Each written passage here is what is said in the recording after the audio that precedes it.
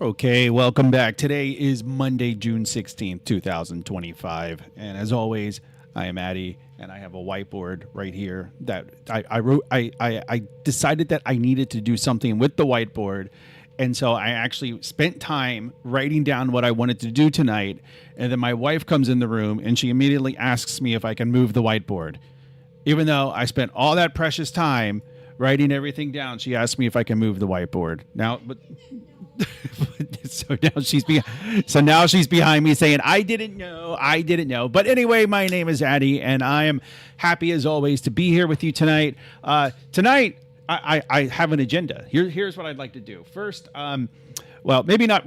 This does not necessarily represent the order in which we will do things, right? This is just kind of this is kind of our map. But if our map was not necessarily chronological, so. I would like to watch this video, which is all about is C++ dead? I thought we could do some type of reaction. I don't know. I want to do more than just program. Then there's an article, seven bad signs that you're a programmer. Let's see how many you guys qualify for, because I know me, like I'm going to read each one and be like, nope, I don't do that, because I don't have any signs of a bad programmer. And then, of course, tonight we're going to work on finishing the item interaction refactor, which I have worked on a little bit. Did I stream yesterday? I did stream yesterday. I worked on it a little bit today. I took the day off work today. I took a sick day today. I wasn't feeling that great, but did manage to, check some emails, check some messages. But then I did do a little bit of work on this. But I'll wait for a couple of people to get into the chat room, and then maybe we'll watch that video. That's basically the seven signs that you're a bad programmer. But I'm going to think that there was this. I guess a couple of weeks ago, I was watching videos about Unity.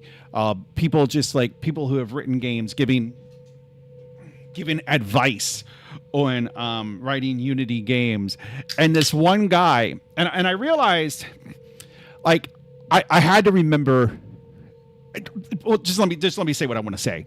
So there was this one guy who was giving advice. He did this whole video on like how to organize your Unity game, and he suggested that when you make features, that when you write your game and then you want to make a big change to your game, he recommended that you copy your source code to another folder and then do the change on the copy of the source code.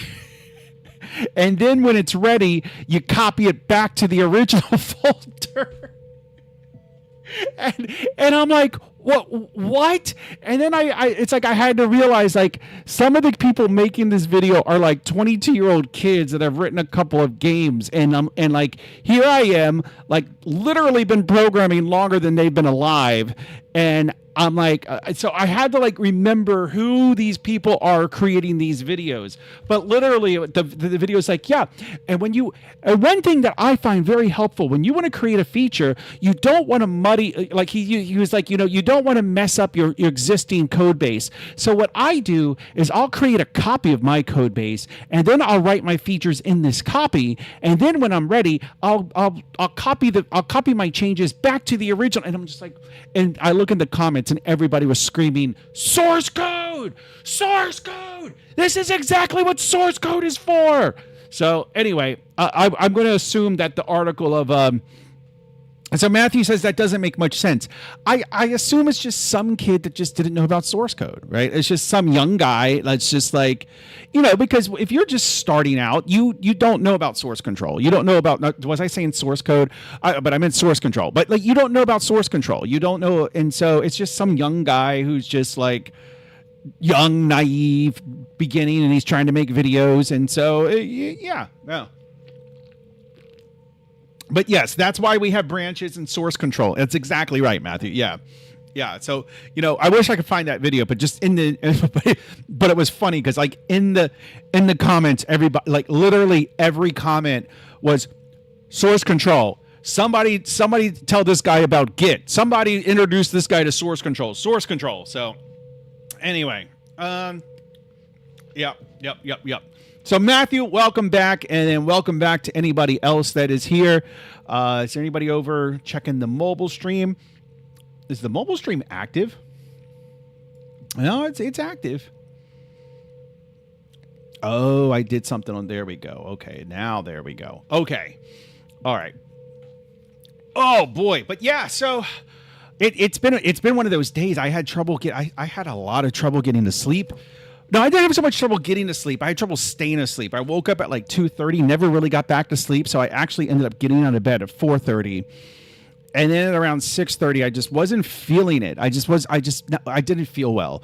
So I kind of like called in sick to work and just basically, but does anybody actually call anybody to take a day off anymore? Like, does that happen? No, it's all email. Like that happened very, very early on in my career. Like where you just like send it. I mean, like actually when I worked at AOL, you would just send an IM. You had an instant message to like your manager and just be like, hey, I'm going to take a day off. Matthew says, you want the official Unity talks. They are so good. Yeah, I should look those up. I think I found a couple of them. Let me see. I want to make sure I don't. Let me see.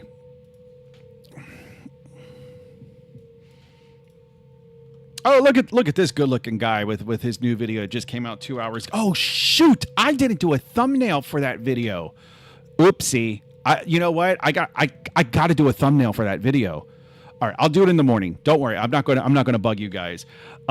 Unity talks. Let's see. I guess it would be from actual Unity. Yeah. So yeah, I've seen a couple. I've watched a couple of these. But honestly, it was just kind of one of those things where like it was on in the background and I wasn't really paying too much attention to it. And then you can also see like some like Audio in Unity, a talk from 2014.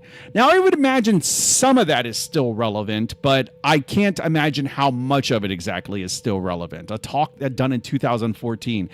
This is a problem with the internet, and this is a problem that's only going to get worse. Like this article that I want to read through. This 7 bad habits. Somebody shared this at work. This 7 bad habits or seven signs of a bad programmer. I think it's from like 2015, 2016. And so this is a problem that's only going to get worse, where the content on the internet is just going to get older and older and older. Like what happens like when everybody listening to this is dead, right? Let's say 80 years. Like I think it's probably, unless there are some major advancements in technology, chances are in 80 years, anybody hearing this right now as I say these words will probably be dead, right?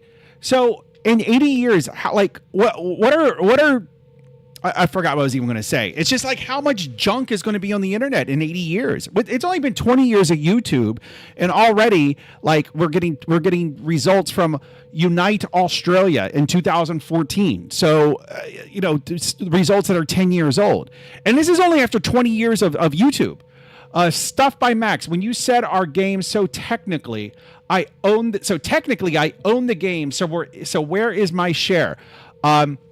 I cut you a check for your share, dude. Like you literally received your share of the money that this game has made. So I don't know what you're complaining about. Like everybody who has partaken in this game has received their fair share of what this game has earned. So, if you don't like it, feel free to take me to court. That's all I got to say. But, yeah, Unity emotion. Here's another talk from 2016. So, there's just 2014, Unite Australia, the new UI system. I'm just curious about this now. Let's just look at this really quick. Good afternoon. Good afternoon. Is it going to show like the UI or anything? Give you a quick rundown of a simple application we have here. So this is this Unity? Like a pin code terminal. Yeah, it's Unity. Enter the pin code. We want something to happen. So I mean, I doubt that like the major architecture has changed all that much. So some of it, like if you watch a video from 2014, I would assume some of it is relevant, but Not Sure says, what did I miss? Well, Stuff by Max was complaining that he did not receive his share of the royalties from our game. And I was saying that everybody has received their share of the royalties from the games. And so, and if he didn't like it, well, then he could take me to court. That's where I'm at right now. Like, if you received your share, and if you don't like what it is, well, then if you don't think it's fair, well, then come at me, bro. Come at me, bro. Like, let's go. Let's lawyer up. Yeah, lawyer up. You want more? You want more than your share? Then everybody's getting a fair share of what this game has earned. So, you know, I mean, that's where we're at. Everybody, like, not sure got his share. Matthew got his share. You don't see them complaining about what they got. It's our game, and you got your share of our game.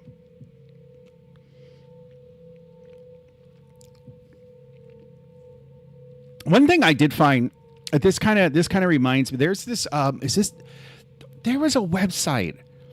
I think it was literally called like Old Software, oldsoftware.org or something. No, Old Software, where you could literally download like old version. There it is. And so this was okay. Make me a liar. Come on, you can do it. Come on. No, but it has like old versions of like things like AOL Instant Messenger or like Yahoo Messenger, old versions of and then the obvious things, right? Like old versions of Visual Studio, old versions of Word. Apparently it doesn't work anymore. Old version.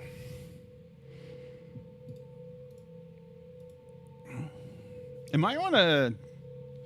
Okay, here we go. Yeah, Yahoo Messenger, BearShare, DirectX, uTorrent. Why would you want that? Like Acrobat Reader.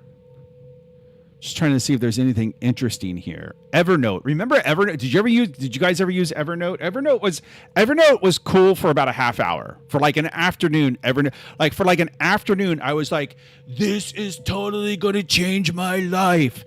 And like I even signed up for like their yearly service, and then I stopped. And then at like 8 months later, I got some notification that like your annual subscription has been automatically renewed. And I'm like, what the fuck? So I immediately canceled it, and I wanted my money back, and they wouldn't give me my money back. Those fuckers, they would not give me my money back. So screw them. What else we have here? FileZilla, which I think I mentioned. Oh, old versions of like Google Chrome.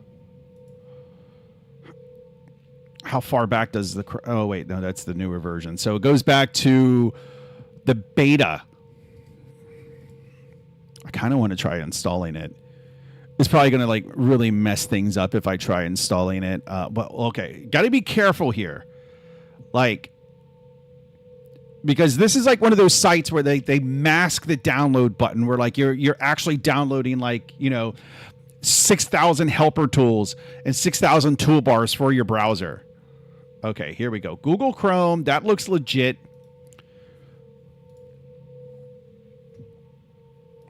The installer could not install the requested application due to a server-side error. Please try again later. We apologize for the inconvenience. All right, so it's probably trying to phone home, and whatever it's phoning home to is probably long been shut down. Matthew says, I pinned my share on the wall. Let's see. Stuff by Max. Glory to communism. This is not communism, man. This is capitalism at its finest. Not sure. We should add bread lines to the game. Don't tempt me. Look, I'm serious about adding fishing, and I'm also kind of half serious about adding drones to the game, like adding some drone functionality. Stuff by Max. I am not that old. Yes, you are. And Not Sure says OneNote replaced Evernote. Yeah, well, I've tried using OneNote. I actually I'm not. I think I have it installed on this machine. Actually, I'll load it up here on my Naughty Boy monitor. Yeah, I definitely do have. But I haven't used. I tried using OneNote, but Evernote. So there was this software that my father used. This was back in like the late 80s, 90s, right? And I'm not saying early mid 90s, like throughout the 90s. And it was so cool. So what I did, let me bring up my favorite program. Basically, the interface was you had at the top you had like an input box, right? It was a Windows program, right? And this is kind of like where you typed in, but at the bottom it had all these boxes, right? And what these boxes were, these were like, if you thought about like your notes as sticky notes, and so you would create a new note with like, Matthew's phone number or Not Sure's nude pictures, and or, basically whatever your sticky notes would be.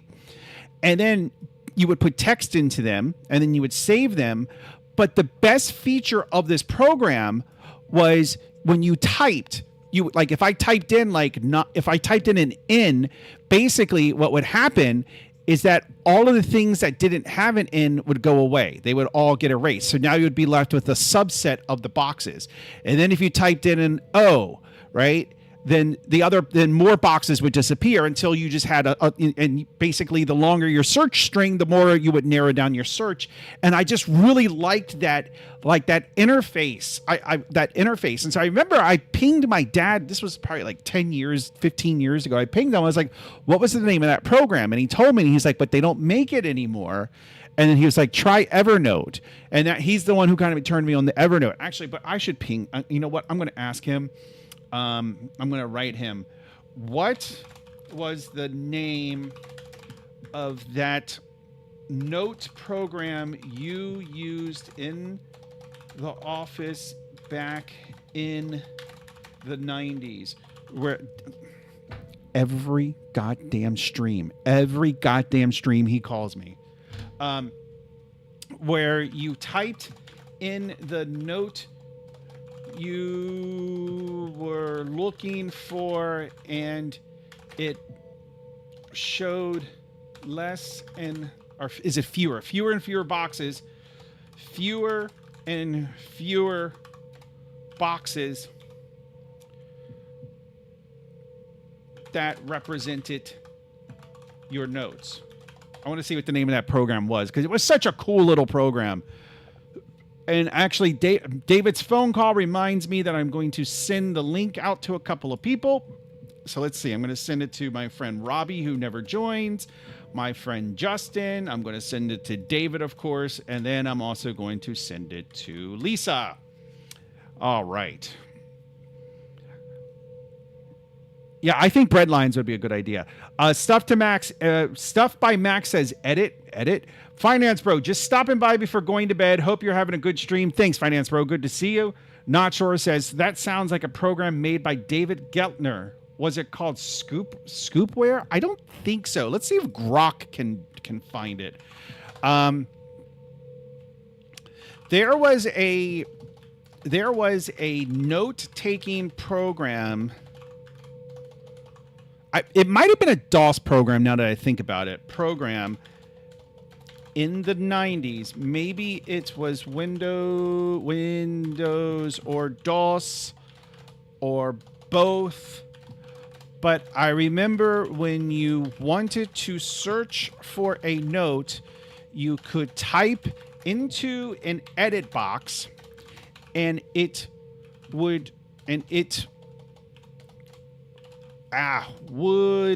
show you boxes that represented your notes.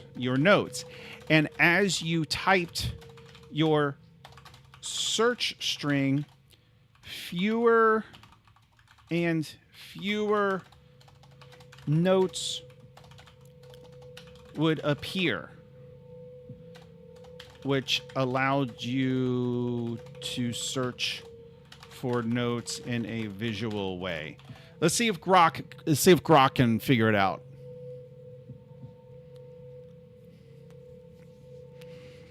One strong candidate is Microsoft Card File. No. Tornado Notes? No. Lotus Agenda? No. Info Select! Oh! I think that might be it. Fast search and note management, but the interface was a list rather than box. No.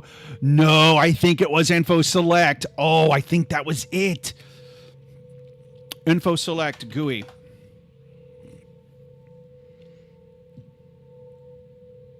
Maybe not.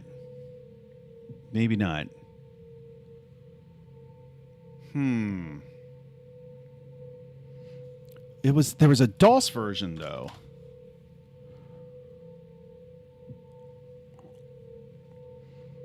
Huh.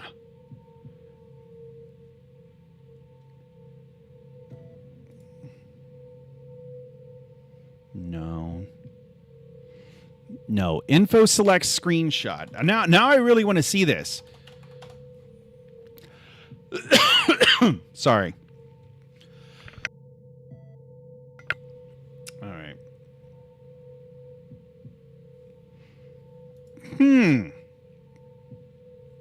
I feel like it was info select. Has my father written me back? No, not yet. I think it was info select. I really think it was info select. That sounds super familiar. Like these others don't sound so familiar. Okay, was it called Scoopware? It was not called Scoopware. XY Right? No. Lotus Notes? No. It is Lotus Notes. No, it's not Stuff by Max. Scoopware Vision Software, not sure, sending me a link. I'm not downloading that. You download that. Stuff by Max. My dad used Lotus Notes. Read the chat. LOL. Not sure is it screaming. Lisa's in the house. Says, "Oh my God, Addy, I was late. I was showering." That's not an excuse. You can listen to the internet in the shower. Believe it or not, the internet goes to bathrooms nowadays. No, I'm pretty sure it was Info Select. I'm almost positive it was Info Select. Info Select Wiki. InfoSelect is a high-performance junk drawer of data storage. Okay, so it has a web page. Current version, which was released in 2006. Oh my God, can I download it? Oh, it's only $279? Really? Really? Oh, wow. Okay, that doesn't... I don't know why. I think the website link... Okay, Gary Hamilton. Who is this mad genius, Gary Hamilton? I'm a programmer since 1981. I cut my teeth on 8080 assembly language. I've written applications, tools, drivers, data warehouse, language variants, and a language or two. I've never heard of you, Gary Hamilton. Okay, let's see if this Gary Hamilton fella, let's see if he has a wiki page, and then I'll be impressed. Is that him? No, that's not him. That's a doctor. All right, let me see. Gary Hamilton. No, he doesn't have a wiki page, so I'm not very impressed by him. That's kind of my only goal in life, is to do something of note where I get a wiki page. I can think of like bad things I can do very easily and quickly to get a wiki page, but that's not the type of wiki page I want. Like, I want a wiki page kind of like I mean, ideally, I would like a wiki page kind of like Anders Hillsberg, the creator of Turbo Pascal and C# and TypeScript. But or I would be even happy, like even Wayne Bell. Like Wayne Bell has a wiki page, I'm pretty sure. Like, do you know does anybody, before I even put his name in, without looking, do you know who Wayne Bell was? No, of course you don't. Wayne Bell was the author of a very, very popular BBS software that was run in the 80s and 90s called WWIV. Do you guys know what a BBS is? Not sure, probably does, but probably no one else does. BBSs were kind of like the internet before the internet. Wayne Bell Wiki.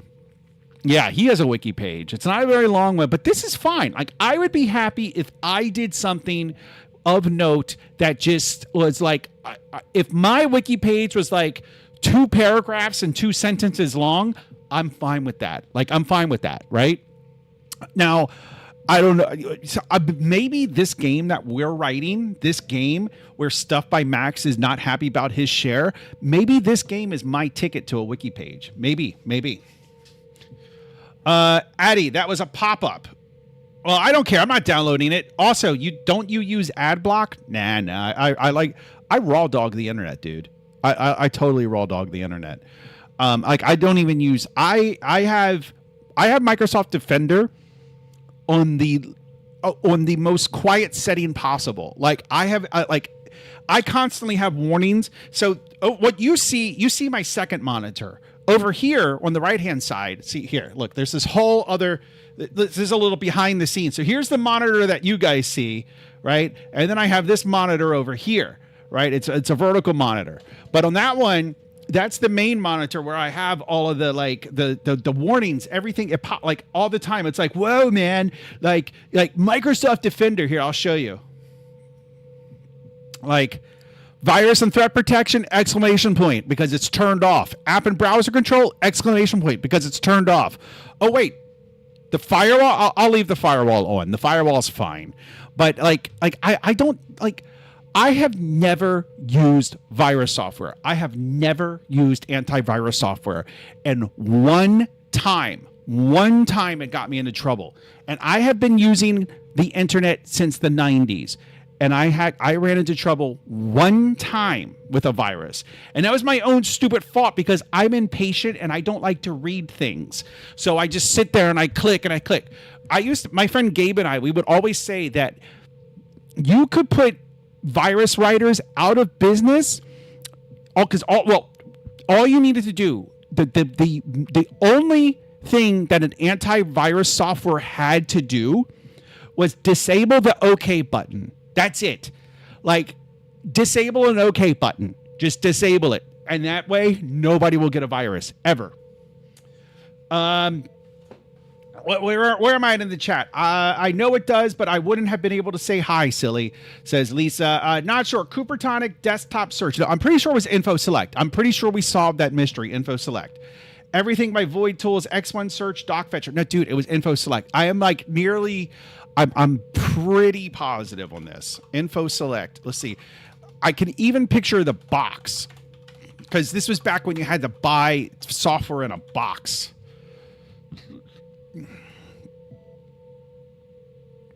Was this it? No, that's not it. I wish I could find...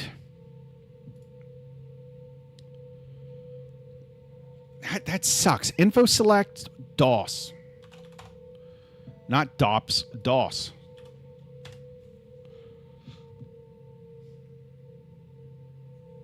Yeah, no. I'm pretty sure it was Info Select, though. Let's see if we can find how to download it. I mean, if you guys want to donate $300, then I'll download it. Info Select 11 overview. Info Select features. Let's look at the Info Select features. Okay, what do we have here? We have a new ribbon toolbar. Okay, so you okay. I guess this is a new editing window, note keeping, call George. So we have a new calendar. Okay. Oh, that's a table functionality. That's not the, but this over here, that's essentially what it looked like. I am confident enough where I would bet Matthew's life on it that it's Info Select. That's how confident I am. And you know, not sure. It's just he's just not letting go with these note-taking softwares. Stuff by Mac says 666. Okay. Huda Spot. Lisa says, I know what BBC and BBL are. We know you know what BBC is. Infish Find. Search Lotus Notes. It's not Lotus Notes, guys. I'm telling it's not. I promise you, it is not Lotus Notes. And just to make you guys happy, I swear it's not Lotus Notes. Just trust me. Oh my God! Wait, I think it was Lotus Notes. No, I'm kidding. It was not Lotus Notes. It was not Lotus Notes. It was Info Select. My dad might be asleep now, so I might not get a response from him until like 3:30 in the morning when he wakes up.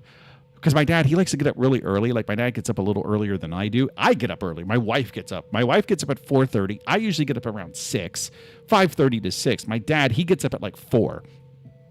And he likes to go, he lives like in the Annapolis, Maryland area. And like he likes to go, there's this place down on the water. He likes to go and like drink his coffee. And I don't know if he still reads the paper. I think reading the paper makes him feel too old. So he probably just reads the news on his phone. But he likes to go and he like, I literally might not get a response from him until he wakes up tomorrow to do his like morning routine. Matthew says, why is my life on the line? Just because. I mean, you're there. I had to put somebody's life on the line. What? You think I'm going to put my own on the line? No. Like, why would I do that? It's crazy. I need a new song. All right, fine. Lisa, I'd be willing to bet his life that it's Info Select. All right. Okay. Now that we've talked about info select for a half hour, let's do we want to react to a video? Do we want to program, or do we want to read a blog post? Put it in the chat what you guys want me to do. You know what? Tonight, I am a servant of yours. I am at your service. That's how I'm going to approach this. In the mobile chat, Finance Pro, just stopping by, Sorvak Kashik.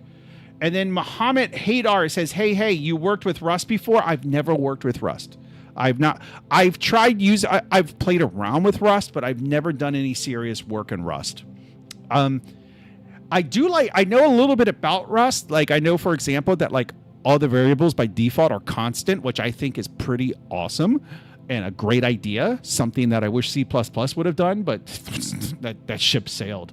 That ship sailed. Speaking of which, the video I wanted to watch is C++ coming to an end? Now, this video is about a year old, but I think it's probably still relevant. I thought we could watch that, or we could read a blog post about the 7 habits. I have it, the 7 signs of a bad programmer, which I think that would actually be more fun. So let's go through that. Not Sure says reaction. Okay. Stuff by Max and Lisa say no. Stuff by Max says all. Do them. I can't do them all at the same time, Max. Jesus, calm down. Just one at a time. 7 signs. Let's do this. Here we go. 7 signs of a bad programmer. There are many ways to be ineffective at a job. Here are a few that seem to be a running theme with some programmers I've worked with over the years. I've worked with a few programmers over the years. I'm just saying, I have. And I've worked with some good ones. I've worked with some bad ones.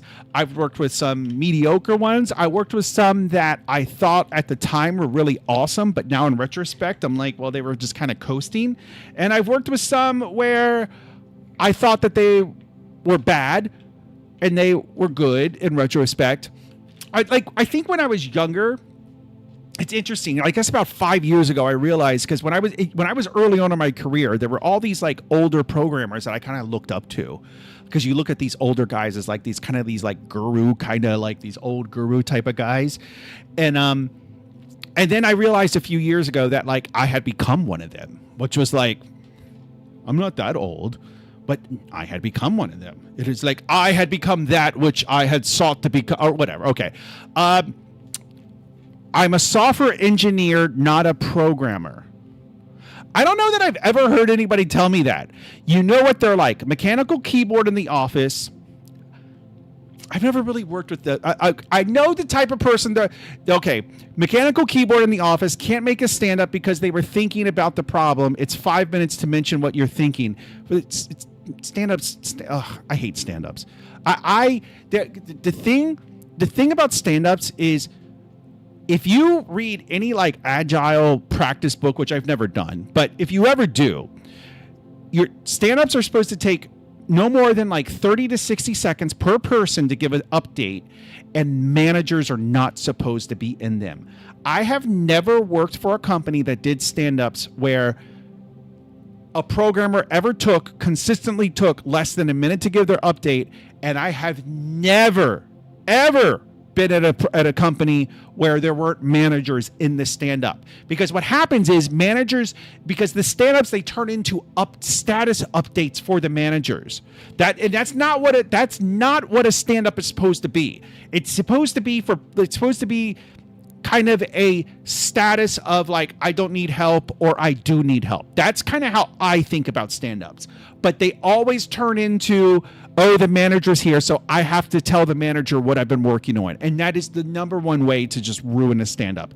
And then there's also always, oh my God, so what are you supposed to do? At the stand-up, what you do, if you guys don't know what a stand-up is, a stand-up, like generally when you do software engineering professionally, you work in a team.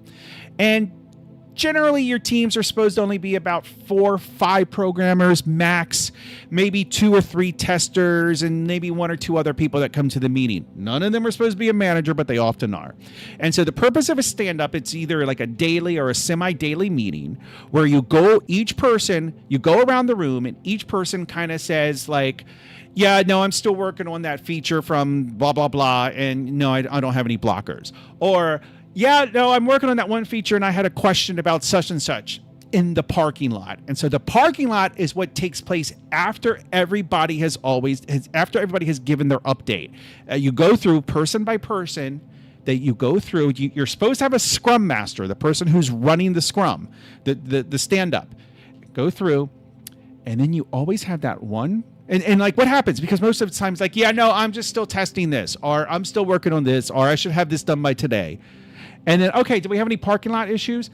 And there's always that one fucking guy. Every day he has something to discuss in the parking lot. Oh my God. And you know who it is because you realize who it is very quickly, and it's always the same fucking person. There's one particular guy that I work with now, and like he has a kid, and so he's not available between 8 and 9:30 in the morning, and I was like, because like it's kind of the responsibility for the stand up is kind of fallen on me, and so I'm like, I should start scheduling the stand up at 9 o'clock. Because then that fucking asshole won't be in the stand-up, and then he won't have anything to say. My main gripe is that those that over-engineer absolute everything. Yeah, health bar, 7 layers deep of abstraction. Yeah, no, that is obnoxious. That's something I think that, but I've talked about that before. That over-engineering is something that becomes less of a problem the older you get and the more experience you get. Oh yeah, we mostly do stand up fine until that one guy takes 2 minutes to explain the simple. Yes. There was a time where like before our company went through several changes. You can read between the lines. I know Matthew can read between the lines, where the team was a little bit bigger, and I would literally every day I would time people. It got to it because I was like always very quick. Yep, doing this, working on this, dying to do this. But there were always like that one person that just went blah blah blah blah blah blah blah blah blah blah blah blah blah blah blah blah blah blah. It's like just shut the fuck up. Like just shut up. Here's the new type of person that I knew they existed, but I've only started encountering them within the past year. The type of person. Like if you work in a professional company or a professional company, you know what I mean, right? You're not like an independent contractor. Like if you work for a company, you probably use Slack or you probably use Teams in order to communicate with your coworkers.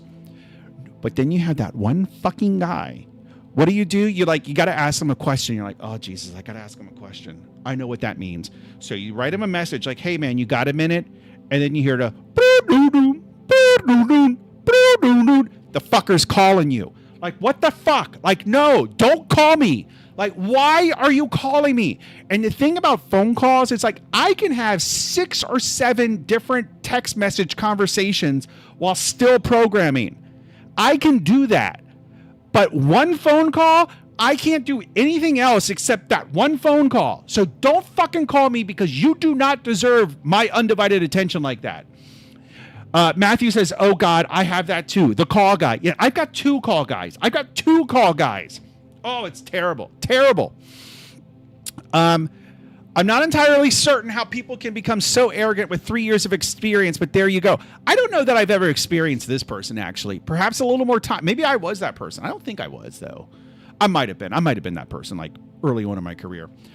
Whiteboard in the background. Some people in the industry do have degrees. I've worked with doctors. Those with qualifications in the industry often choose not to mention them because with many organizations, there is a reverse snobbiness around education. So far, I am not into this at all. Yet others wear glasses without medical reasons. I have a medical reason and stand in front of a whiteboard on those video calls. I'd be more impressed if your whiteboard had more than a bullet point list. We'll go to the next one. Delete the current project. You've entered a new project and have seen someone on Twitter recommend that you delete the whole thing and start again. No, that's a bad idea. It's a bad idea. Won't the current team members be somewhat put... this is the stupidest blog post. Won't the current team members be somewhat put out of joint by this suggestion? What do you mean? Teamwork might be... This isn't even written well. Yeah, I got to find out who sent this to me, because this is a terrible blog post. The Michael Jackson. The programmer can only think in terms of right and wrong rather than shades of gray. In almost every circumstance, there are only shades of gray or no right and wrong decisions. Apart from a few things, let's not get confused though. When programmers declare that something should just be done in a certain way, they frequently think of their way of doing things. I mean, I've known some people like that, but not anybody that I would define by that. This is the dumbest list. I'm sorry to even do this to you guys. This is so... yeah, Stuff by Max says, who made this blog post? AI? Like, literally, it seems like AI did this, but it's from like 2016. The Peter Principle, a faster path downwards. Some programmers are well worth a promotion after 12 or even 6 months.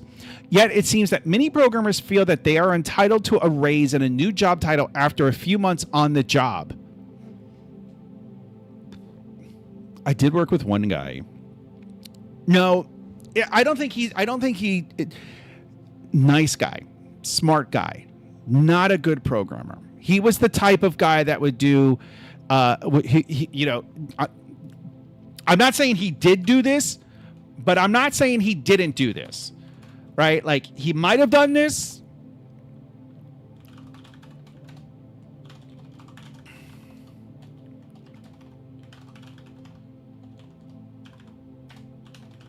He might have done this, but I'm not saying he did do this. He might have. I'm not saying that he did. I'm just saying he might have done this. He was that kind of guy. He was that kind of guy. See the problem here? If you guys don't see the problem here, then you are the problem.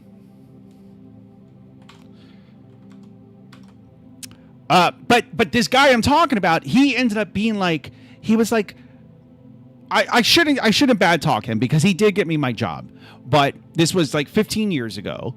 And at that time, he was kind of like the golden boy of the company. Like, he was kind of seen as the golden boy, but it was mostly because he was tall and charismatic. It is amazing how far being like over 6 foot and having a big personality, that will get you so far in life. It will get you so far. I am not particularly tall. I'm not particularly short, but I'm not particularly tall. I am average height for an American man is 5'9". I'm 5'10". So I'm just above average. But like, if you're like, but this guy, he was like 6'3", tall. Not a bad looking guy. He wasn't like a really good looking guy, but he wasn't a bad looking guy by any means, but he had a big personality.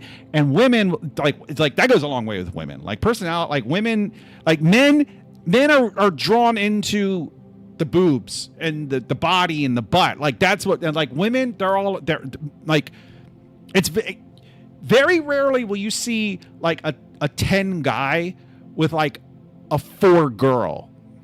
But it is not uncommon to see a 10 girl with like a 4 guy. Usually it's about money, but it's not always about money. He might be a funny guy. Like a funny guy, you make a girl laugh, you can bang her. Like 9 times out of 10, if you can make a girl laugh, you have a good chance of getting her into bed. Back me up on that, Lisa. The copy pasta. Just copy the code from Stack Overflow. It seems to work. Let's go. Later that week, can you fix this crash? First of all, I remember a long time ago, I interviewed at a job, and I stand by what I'm about to say. I stand by this, and I will go to my grave saying this. And I think the reason I didn't get the job is because the interview was going really well until I said something to the effect of, a lot of my job is copy and paste. And it is. It is. I'm sorry. It is. A lot of my job is like you guys have watched me program. Like, and you know, people like Matthew and Not Sure who are like, you know, programmers themselves. Is my style that much different than yours? Sure, maybe I have some stylistic differences than you, but like, am I doing some abnormal amount of copy and pasting? I think I'm doing a very normal amount of copy and pasting because a good portion of my job is in fact copy and paste. So this is bullshit. Now, I feel like this is more relevant to today because what you're going to have now is people explaining problems to AI, copying and pasting, because you should not copy and paste the code if you don't understand it. Right? If you copy and paste it and don't understand it, then okay. And I think that's what's happening. I've seen it already. Like a lot of people, I can think of two offhand that in the past year, they've come to me because they were trying to write some bot or something and they were using AI. And these are people that are not programmers and they got stuck because the AI gave them some code and it just didn't work, like for whatever reason. And like they get this long error and they give it back to the AI and then the AI just tells them the same thing. And then they get stuck in this loop and they don't know how to fix it because they're not a programmer. But don't worry, guys. AI is going to take our jobs away. 6 to 18 months. That's all we've got left. Lack of curiosity. It's fine to be in it for the money, but to some extent, I don't know that I've met anybody like this either. To some extent, every job is about the income that you derive for it. However, to really have a passion and love your work means that you get so much more out of it and become a much more valued colleague. Your aim is to retire at 40? Not so much. I've never worked with anybody like that. Like anybody that was just in it for the money, that just like that wanted to, like I've definitely worked with people that wanted to make good money, or people that kind of wanted to have their own company so that they could like maybe make a lot of money. But most of the programmers I've worked with, they loved programming. They loved being a programmer. So this list was stupid. This was who wrote, what idiot wrote this? Twitter, the S developer, are they still around? I bet this reminds me of the type of person, whoever wrote this, they've probably gone to the reserve. They're not on Twitter anymore. They've gone over to the reservation over in Blue Sky. I'm going to click on there and either their profile is either going to be gone or they're going to have a link to Blue Sky. I was wrong. Okay. All right. I was wrong. I can admit when I'm wrong, but they have not. Well, yeah, they posted New Year's Eve 2024. A top software developer who has worked with some of the biggest tech companies. That's not a flex. That's really not a flex. Shares what software engineering is really like. No, this is a stupid list. This was a dumb list. This was a really dumb list. I've seen better versions of this. Maybe. That's just the version I got. Last conditional will never run. Yes, that was the problem. Yes, that was the problem. He's a human golden retriever. So the old lady at the bus stop, I made giggle. I mean, you could. You could. Stuff by Max. Copy, paste, and reading docs. There is no shame in being a copy-paste programmer. There's not. Because 99.9% of the code you write, somebody else has had to, it's already been written. So you don't need to rewrite it. Not sure. I'm pretty good at debugging. Can I get a job debugging code? No, you got to write code. You can get a job testing, but that's not quite debugging. I'm good at finding logical errors. Back in like the 90s. Back in the 90s, there were program proofreading jobs. You could and that's basically what that was. You basically got your job was to read code and kind of look for errors essentially. My blogs are better. Stuff by Mac. Well, send me a link. Bro, they only have 500 followers. That's a stupid blog. That was horrible. Who is a secret developer? Okay, let's look at some of let's look at another amazing work. What is this? I'm starting a blog about the world inside software development from some of the largest. They really love flexing that they've worked with some of the largest companies in the world. Some of it for some of the largest companies in the world to start up businesses on the fringe of worldwide success. Through a decades-long career, these posts will give an insider's look into the unseen world of software development, from toxic work cultures. I think the only time I've ever worked in a toxic work, no. So what's toxic, right? Like if you're talking about like a struggling company, that kind of thing, I've worked in that. But are you talking about from toxic work cultures, gender barriers, and grand incompetence? This is a great read for those both in and out of the software development industry. No, it's not. No, it's not. It's really not. Who am I? Are they going to mention they've worked for large companies again? Do you think they're going to? Let's see. I'm someone who works and who has worked for some of the largest and most important companies on the face of the planet, as well as a few of the ones you've never heard of. I am what I've always been: honest, fearless, and opinionated, and want to take you past the plush entrances and table tennis receptions into the highs and lows of software development. What's really going on? What is it really like to do the job? You know what it's like to do the job?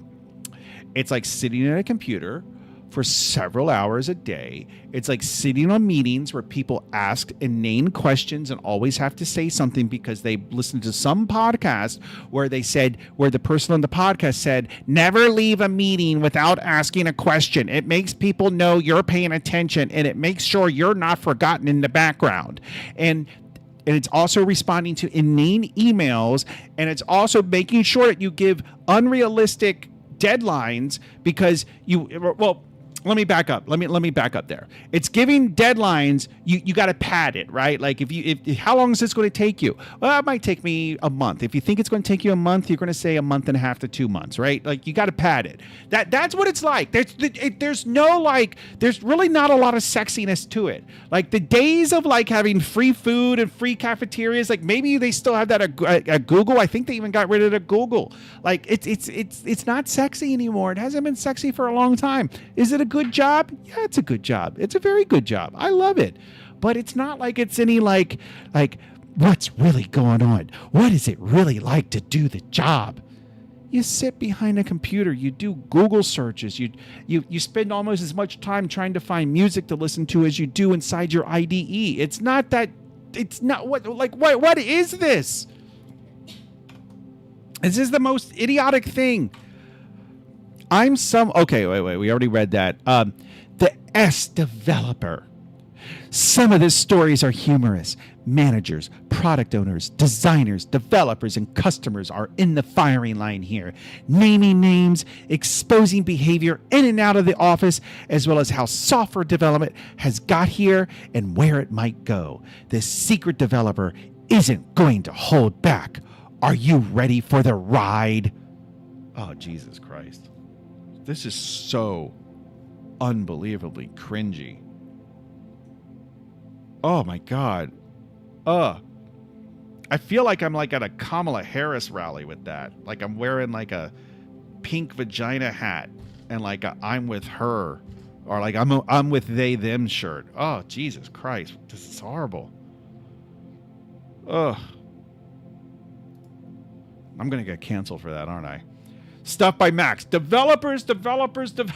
I mean, really. The latest post from the secret developer. I've been laid off. I've been laid off, and my job is to be outsourced and serviced in India. Yep, that's what happens. If I wanted to lay off the entire engineering department via Zoom call, I would ensure a clear message and show a minimum decency to those involved. Really? So when I got laid off and told my job was outsourced, I felt disrespected, confused, and told that if I had issues to look at the No, and told if I had issues to look at the Consultation Hub website. What a way to realign strategic priorities and completely disrespect me in the process. How not to... wait. Let's see. This is another thing. Not all of these are free. You got to pay for the privilege to read some of these secret things about the sexy world of the software developer.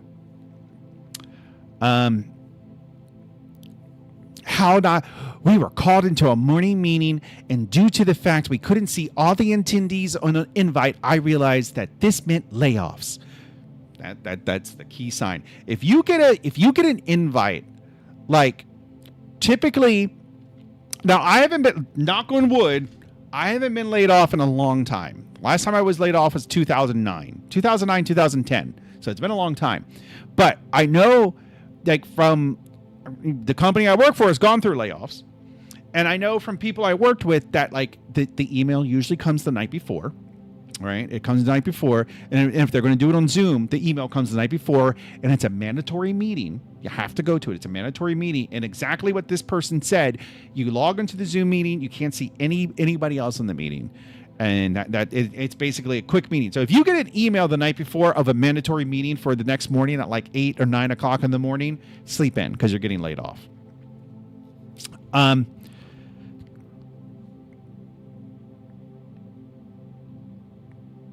Okay. I knew my time being employed by this company was over, but I needed to wait 5 minutes for them to bother starting the meeting. I dislike being kept waiting, especially for my own funeral. Then don't fucking go. Like, literally, like, I got, before I was even a programmer, one of the first office jobs I had, I don't want to talk about why I got fired. I'll talk about that another. You know what? I'll talk about why I got fired from that job on the members channel once we get a members channel. But I went into the meeting, and they're like, well, you know, there have been some questions about such and such, and I'm like, and first thing out of my mouth was like, am I being fired? And there were two women, and one of them, she was like, she just looks at me like, she was kind of sympathetic, right? She looks at me kind of sympathetically, and she's like, yeah. And then the other one was like, well, we have some other, and I was like, nope, if I'm being fired, okay, well, I'm going to go. Like, why sit around? Like, why, like, if you're being fired, don't give them anything. Like, why? No, I that was the best way that I could have handled that situation, because I was not going to sit there and let them reprimand me just to fire me. Like, no, okay, you fired me. Boom, done. That's it. Conversation's over. You have nothing else to say to me. From the message initially by the CIO, you'd be hard-pressed to know they were destroying the lives of some on the call. It was confusing and unclear. Oh no, not the secret developer. They spoke of moving a strong profitability and becoming a simpler and more efficient business for their vision in 2025. Now, if they're outsourced, here's the thing. Here's the thing about outsourcing jobs. First of all, the savings of outsourcing to India is not what it was 15, 20 years ago. It's just not. Salary, like people in India, like salaries in India have gone up and up and up. So before, it used to be, I would say, back in the day, you could get, it was like a 5-to-1. Is that like the salary of one U.S. engineer was about the salary of 5 Indian engineers of an equal level, right? Like junior engineers, mid-level, whatever, right? About 5-to-1, 4-to-1, somewhere around there. Nowadays, it's like 3 or 2. It's like the salaries, they're not the same as US, but the savings that you used to get from outsourcing jobs, it's not the same. My dad wrote me back. I think it was InfoSelect. Boom, bitches. Boom. Told you with your stupid Lotus. Or wait. Oh, he said, or was it Turbo Notes? Whoa, wait a minute. Turbo Notes?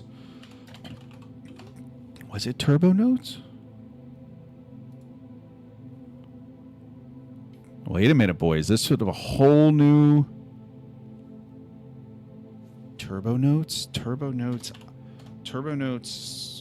screenshot.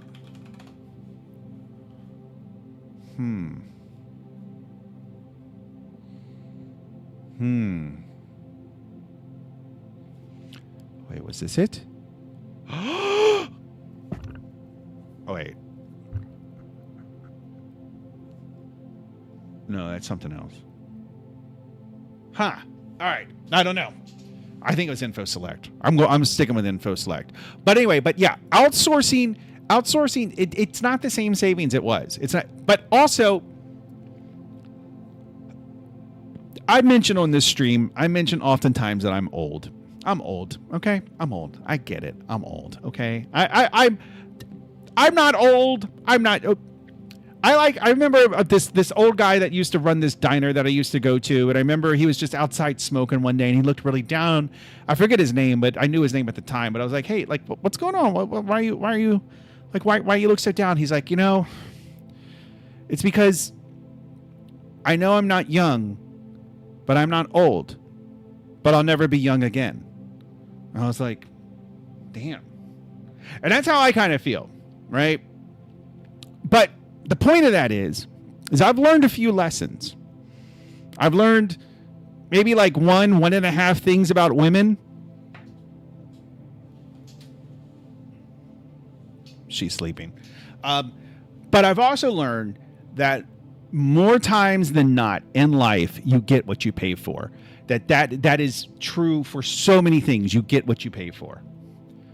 Artie Farron says, will AI take over programmers? I do not think so. DNA of God. At my old company, stand-ups were for blockers. If you had no blockers, it was a fast no blocker. Everything is fine. That's how a stand-up should be. DNA of God, that should not be your old company. That should be your current company, because that is a gem of a company to work for. If that's how it was, that is a gem of a company to work for. But you get what you pay for. You get what you pay for. So when you these execs, they're like, oh, well, I can pay a junior programmer in the United States $110,000 a year, or I can pay one in India $25,000 a year. Yeah, you can, but you're going to get what you pay for. You're going to get code of the quality. That you're paying for the quality. That's what you're going to get. So let's the secret developer. They spoke of moving. Oh wait, I already read that. I guess nobody could understand what they were getting at until the crunch of the meeting. We are going to create efficiency and redesign in our IT area. We're going to work with a market-leading third-party supplier to deliver that activity. They will provide a more consistent customer experience and add value to our customers. We'll utilize their capability and add, I don't buy this. This sounds like bullshit, because why would they tell a bunch of people that they're laying off what the plan for the company is? That doesn't jive to me. That doesn't make sense. Like, oh yeah, we're laying you all off, and by the way, here's our strategic vision, because we know that you were really concerned about the company. Even though you're losing your job, we know that you're probably like, well, what's going to happen to the company now that I'm being laid off? Like, no, this doesn't make any sense. Now, if you can get through this confusing text, I've made it this far through your blog post, you're better than I. You're better than I? Yeah, I guess that's correct, because you would say you're better than I am. Yeah. During the call, I got so bored, I stopped listening, even though I knew I was being laid off. Then why didn't you hang up? It took nearly 10 minutes for the main part of the call. The majority of activities will be completed in India. Some of your colleagues will be impacted by this through termination of employment. Well, what was this call?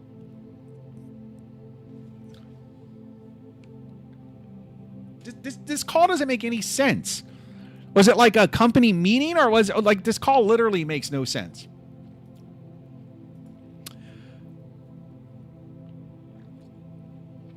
The CIO. Oh wait, I got to do the secret developer voice.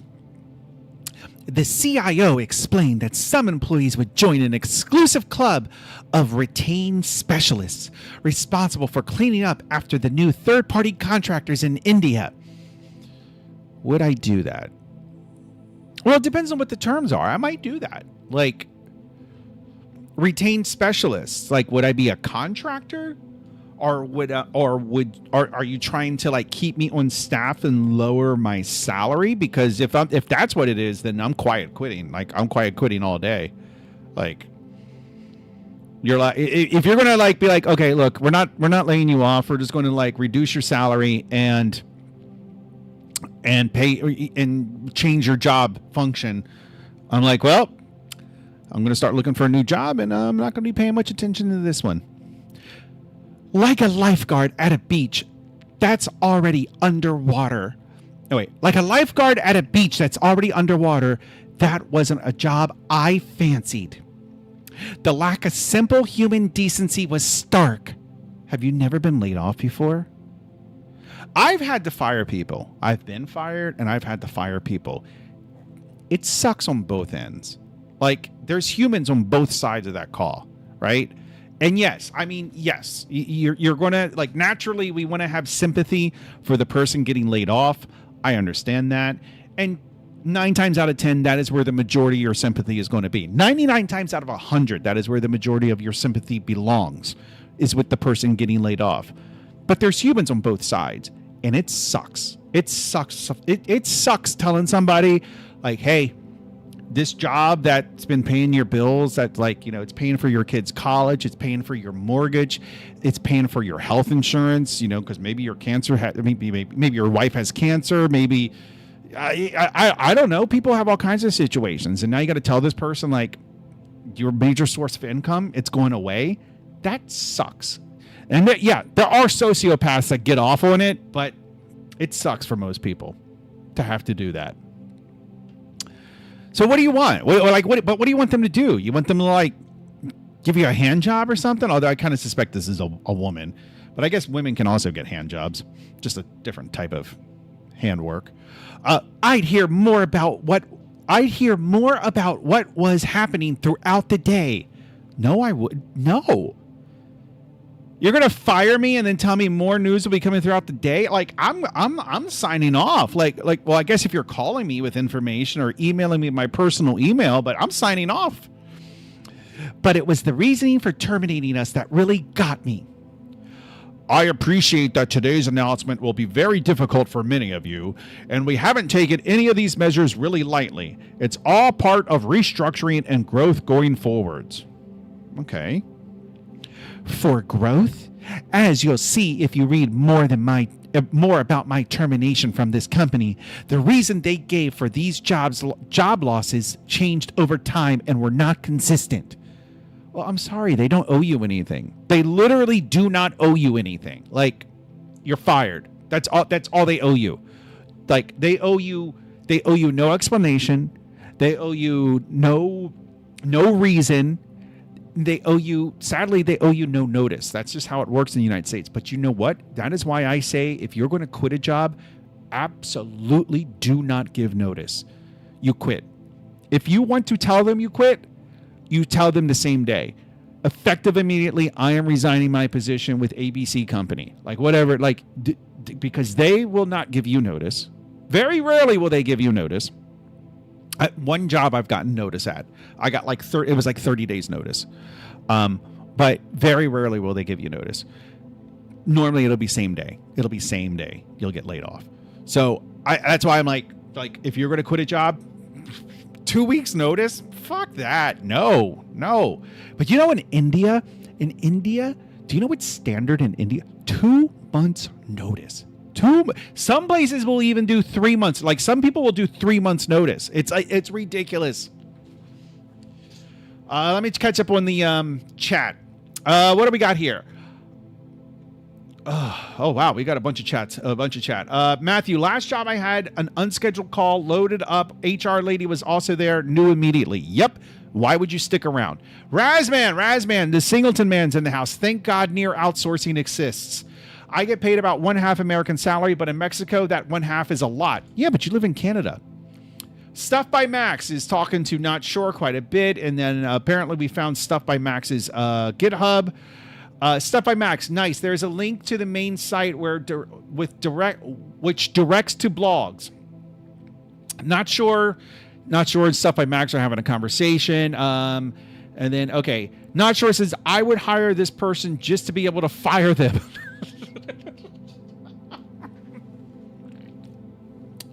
And Not Sure says it's called firing yourself. Yeah, firing yourself. Yeah, I guess firing yourself is a little different than quiet quitting.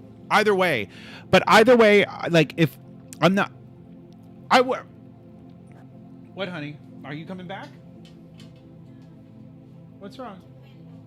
Are you feeling okay? Yeah, You're in the stream. What? oh, Okay.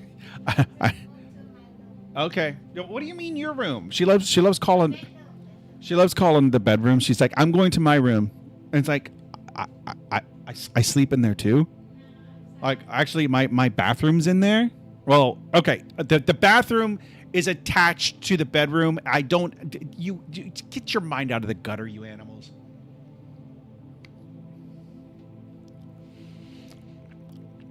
The final irony.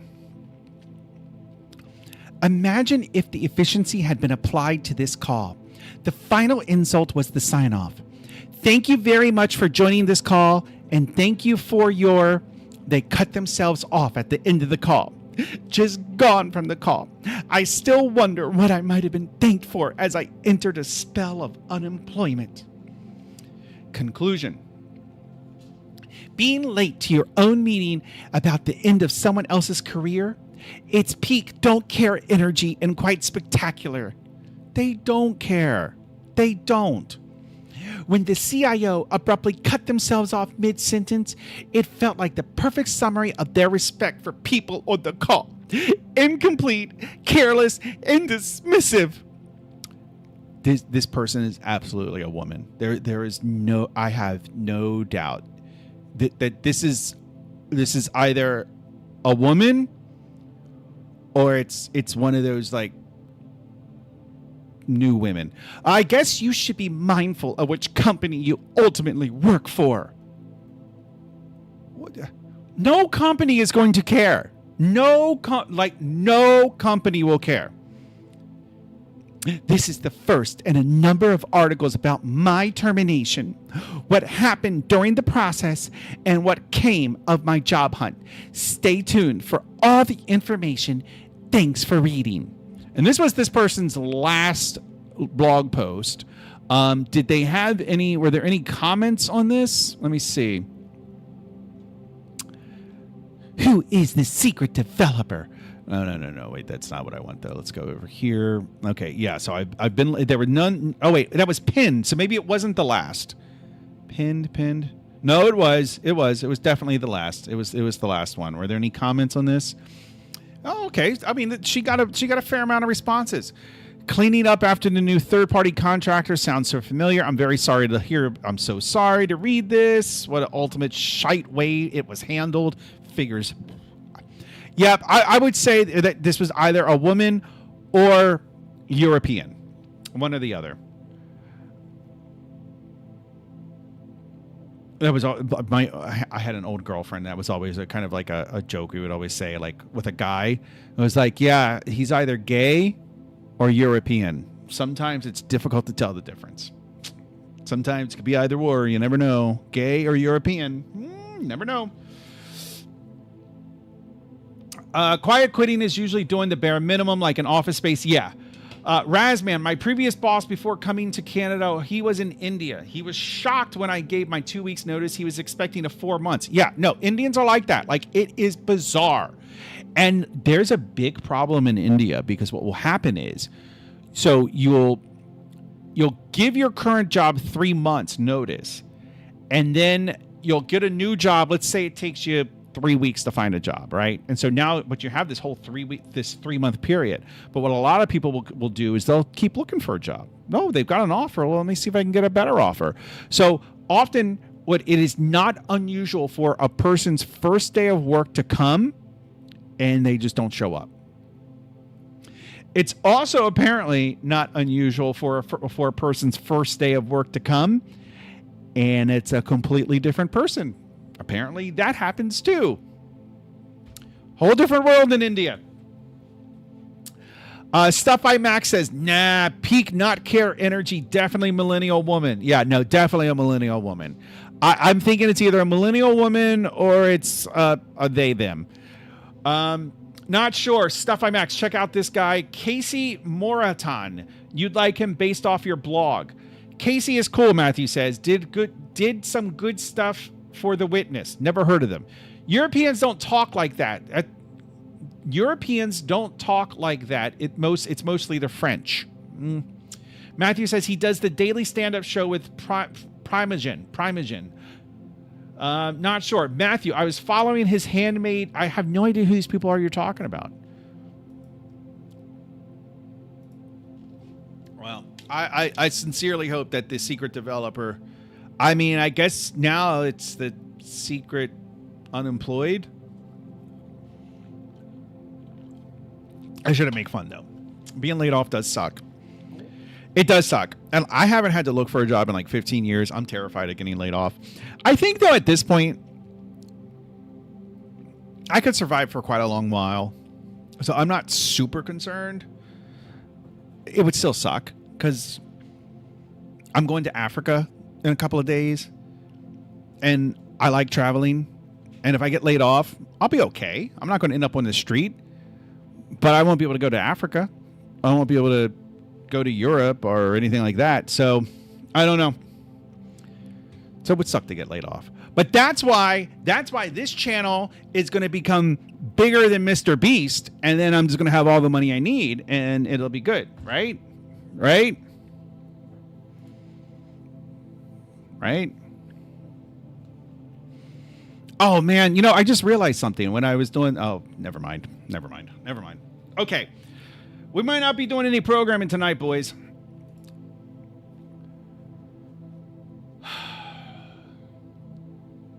He massively inspired me to keep my code simple as hell.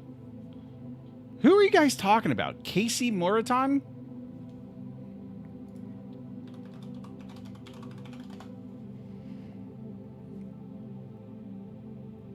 Moratori. Okay, Casey Moratori. Okay, who is Casey Moratori? Never heard of him. I'm a programmer who specializes in game engine research and development.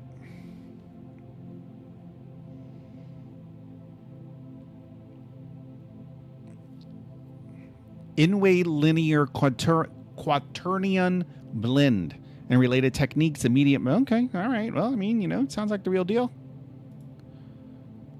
Talks. I like his webpage. Recent blog entries. Jittering fonts in Photoshop with Prime Pussify. Wow. Okay. He hasn't updated in a while.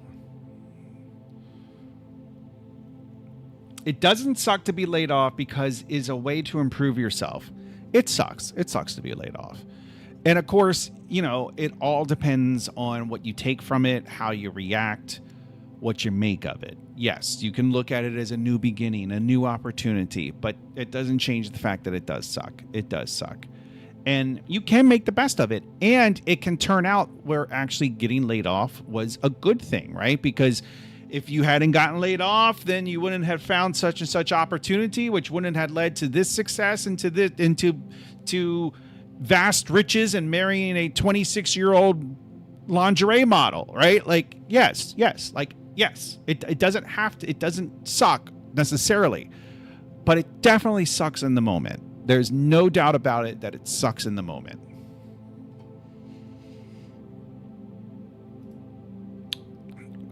This was such a disappointing article. What a terrible. I hope the secret developer's okay. Definitely a millennial. Okay. Do we want to watch this video? Who wants to watch a video? I don't think we're gonna get, I don't even think we're gonna do any programming tonight because it's almost 8:30, and you know me, like I'm gonna wrap it up by 9 o'clock, like on the dot. I'm getting to bed. The secret programmer sounds like a bad programmer.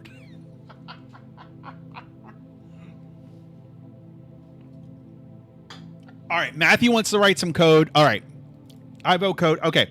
In that case, give me 5 minutes. I'm going to go take a leak. I don't know why. It's not as though I wouldn't have had to take a leak if we had decided to watch the video.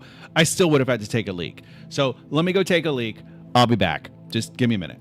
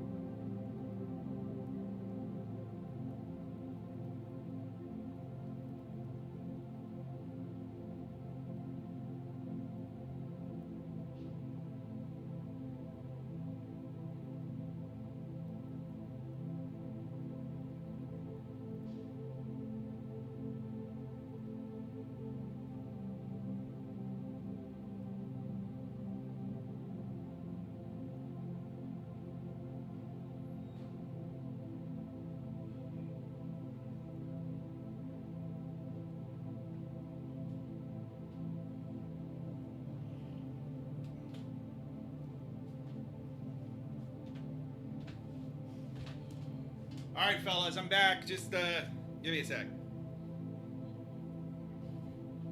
I'm right here. I know you guys missed me. Ugh. Okay. All right. All right. Oh boy. Oh man. Getting old is something. It is something. Woo. All right. What'd I miss? Did I miss anything? Let me see if there's anybody on Twitch or Kick. There is not. All right, good. Okay, look, I step away for a minute. I literally step away for, what was it? It was no more than 2 minutes. And I come back, and you guys are talking about Emacs. No. I'm going to put an auto ban so that anybody who mentions Emacs automatically gets banned. This is what are you guys talking about? How did it go so unhinged so quickly? I use Arch, so I'm superior to all of you.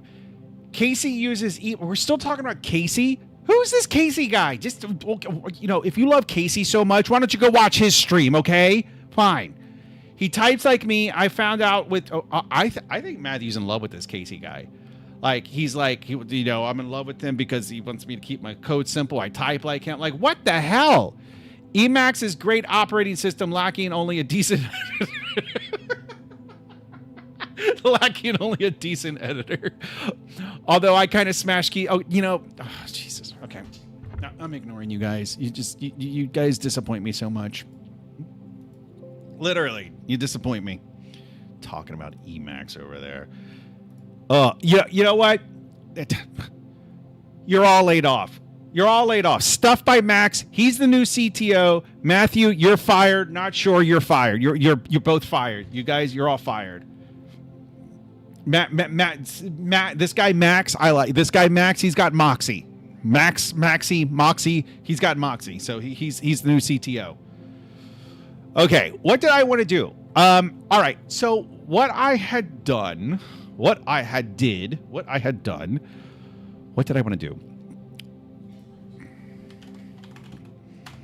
I swear to God, my wife, she's been sick since Thursday or Friday. Now, so far, I have not gotten it. I don't know if you can hear her coughing, but she's coughing. She was in here. She wasn't coughing. She goes into the bedroom. Now she's coughing. I'm leaving for this big trip on Thursday. And like, she's constantly just like, oh, I don't feel well. Can we cuddle? And I'm like, no. But I want to cuddle. I'm like, no, you're out of your mind. I don't want to catch whatever it is you have. I think she's got COVID. Like, which, I mean, it's no big deal. Like who hasn't COVID at least 6 times by now? But it's like, it still sucks. Like, it still sucks to get it. It's like, even though I don't think it's a big deal, I still don't want to get it. I don't want to be traveling to Africa with COVID. And she's like, no, I want to cuddle. And she's like, I want to cuddle. And I'm like, no. Are you okay? Baby, are you okay? And a lot of coughing. Razman, I admire your wife. She can put up with you for so long. No, she only puts up with me for so long. Max, look at me. I'm CTO now. Yes, you are. Yeah, like these deadbeats talking about this Casey Emacs guy. Stuff by Max. Strong immune system. That's me. I was known as the strong immune system kid in school. All right. What did we want to do? All right. So we had this game entity thing, which we played. I went ahead. I deleted a few things. I deleted like the I has health interface. I deleted a few files that we weren't using anymore. And then I kind of switched over to game entity. All right. Then I added game entity to item interactions, really, and then I renamed item interactions to item entity. I should probably rename item interactions to item entity. It doesn't make sense to call it item interactions.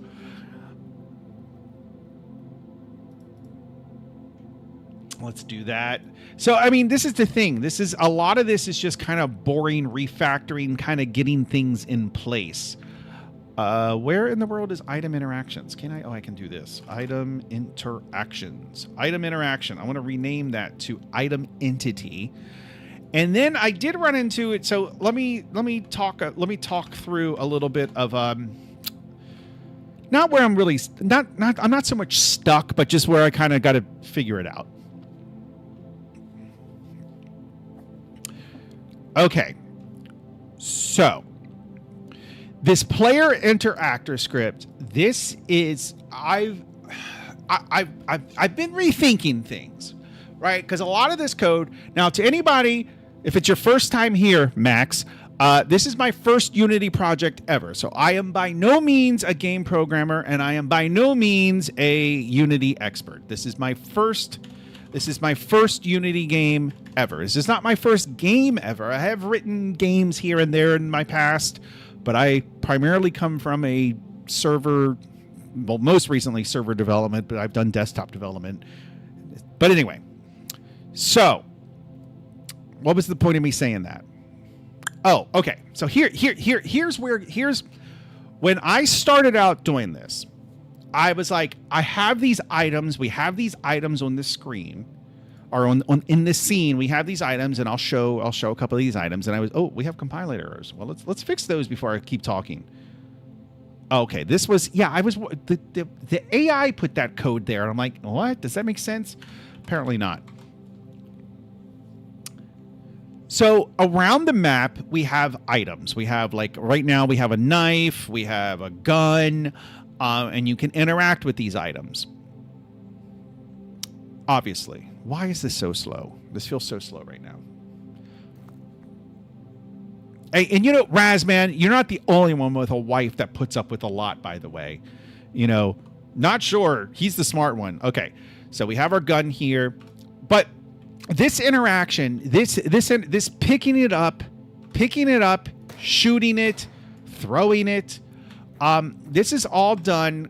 It's kind of all done. I'm thinking while I'm talking. I'm trying to collect my thoughts together on what I want to do. So the interaction menu is all driven with this player interactor script, interactor, and then we have the whole this is where it gets confusing, or we're not confusing, where it gets a little tricky, because we have this help text stuff, we have this interact function, and then we have all these this do interaction helper function, and then we have all the actions that you can take on an item itself. Now, here is why it's a little tricky. Because the big assumption here is that it is only going to be the player that interacts with items, right? So so the assumption here is that only the player object is going to have access to the interactions that an item can have. And remember, we made it very flexible, so you can easily add and remove interactions on an object pretty nicely, I think. I like to think that part was well designed. But we do want to be able to have it so at some point we can tell the green guy we can send him to his death, which is nice. But we want at some point we're going to want to be able to tell him to hey, or are we going to want to do that? Are we going to want to be hey, go pick up that gun, or go find actually that's kind of a good idea. Go find a gun, go find something. Oh, it's still so sad. Oh, shit. Did they see me? Somebody's shooting. Oh, Jesus. He's shooting me. No. Get away from me. Get away. Get away. Oh, I threw the gun, didn't I?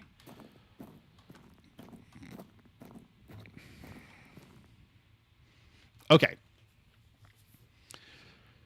I'm trying to think... Do the NPCs really need access to the interactions of the item? Am I overthinking it? Is that perhaps a bit of over-engineering? I'm kind of leaning towards no, but there's this nagging 20% of me that's saying yes. That does feel a little over-engineering-ish, a little over-engineering-y, right? But here's the thing, okay, the inventory system. You know what? That's something we can do pretty quickly. Let's do that. Because I think I think this is kind of, because often I have found it often, if you get stuck on something, and I'm kind of stuck on this from a design standpoint, not really a programming, oh, how do I do this in C# or Unity kind of thing. This is more like a design thing that I'm kind of stuck on. So what I find often helps a lot of times is to just kind of push forward, maybe do something ancillary to what you're stuck on, and then sometimes the problems will present itself. So let's do an inventory. So where do we do the inventory? That is the question. We have this player stats, which is the health stats, but I'm thinking this will also be used for item stuff as well.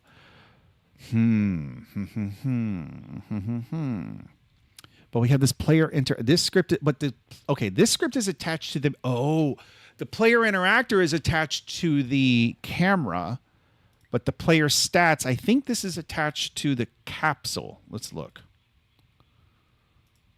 Player visuals capsule. No. Oh, maybe it's attached. Oh, it's attached to the root player object. So we have character controller. Where are player stats? Player stats. We got to get some music back. I don't like it being so quiet. Do we want to do Russian Doomer music? Do we want to do post-apocalyptic music? Or do we want to do techno? Let me know. First answer wins. Post-apocalyptic, techno, or Russian Doomer? Oh, and Max is leaving. Right when things are... It's right as things are getting good. Max is leaving. Fine. Be that way, Max. I see how it is. But be sure to click and subscribe. Join us back here Wednesday night.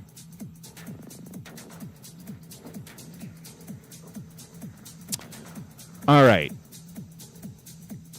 So we got the techno music. We got that done.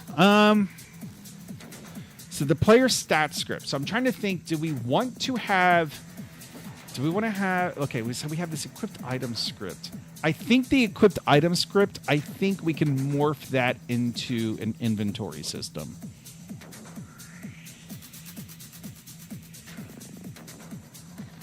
Yeah, I think this is a good place for it.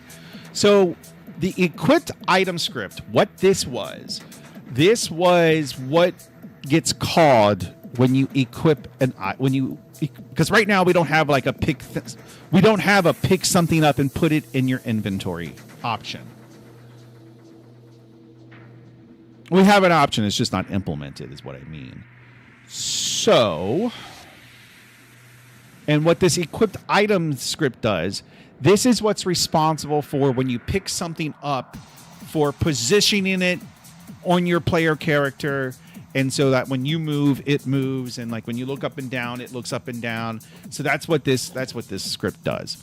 I think this is something I want to change, which actually I probably owe an apology to Matthew, because I remember Matthew, we looked at this function when it was a month ago.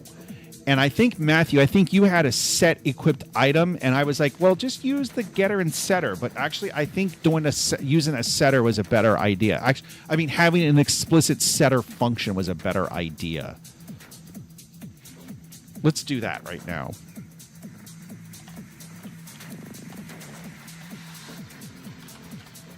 Public void, not Publix. Isn't Publix? The Publix is a grocery store in like Florida, Georgia. Public void set equipped item. Yeah, set equipped item. And then, but what do we want? So right now we pass it a game object. Let's stick with a game object for now, but with the forethought that that's going to change.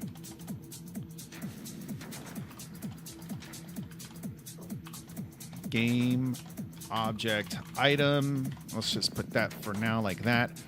Let's see. Time to party, boys. Now that Max is gone, good. Now that the sissy's gone, we can party. They always come crawling back to me. Shut up.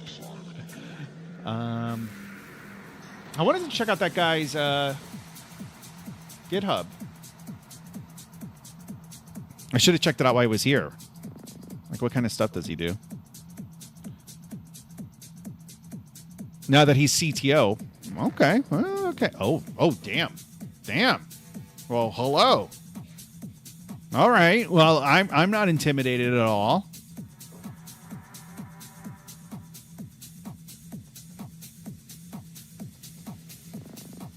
This is like that. Have you seen that meme? The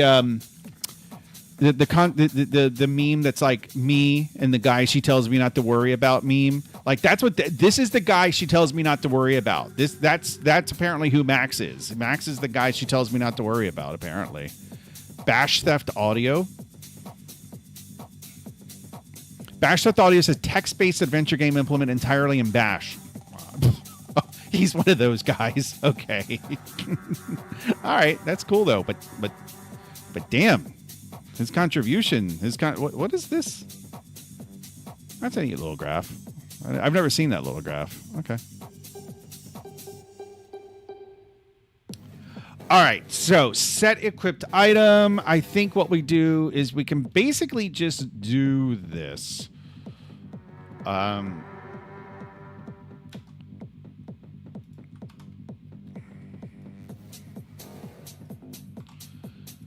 Item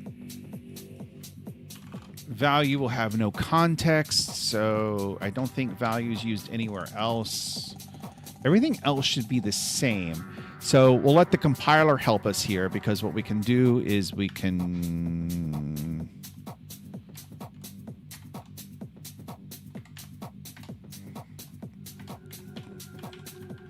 You know, when was it? It was last week. It was late last week. I actually had some downtime at work, because like right now at work, I'm kind of like the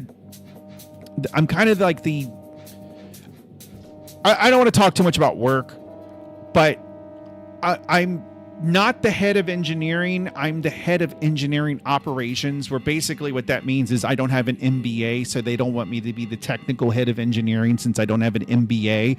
But for all intents and purposes, I'm the head of engineering now. But so I'm constantly like, it's mostly just meetings and telling people what to do, which is sometimes nice. But it was Friday. I had a rare opportunity where I was actually able to actually do like work-related programming. I was very excited. I was like, ooh, I get to actually program. And I'm sitting there writing in C++, and I'm like trying to do things the C# way. Like literally, like I'm typing public next to a variable name, and like no, you can't do that in C. It doesn't work like that in C++. Piss me off. It's like, God damn it! I'm like scared, like I'm gonna forget all my C++. Can't you do C? Yeah, you can do C++ with Unreal, right? We might just have to port this to Unreal. I mean, we might have to do that, because I do kind of miss C++. Okay, anyway. So we got that. So now the compiler should tell us, because we're not going to be able to assign. We're not going to be able to call. Well, let's do some searching. Shouldn't be. It's just that one place. Okay, equip item. We basically had an equip item function. Okay, well that's stupid.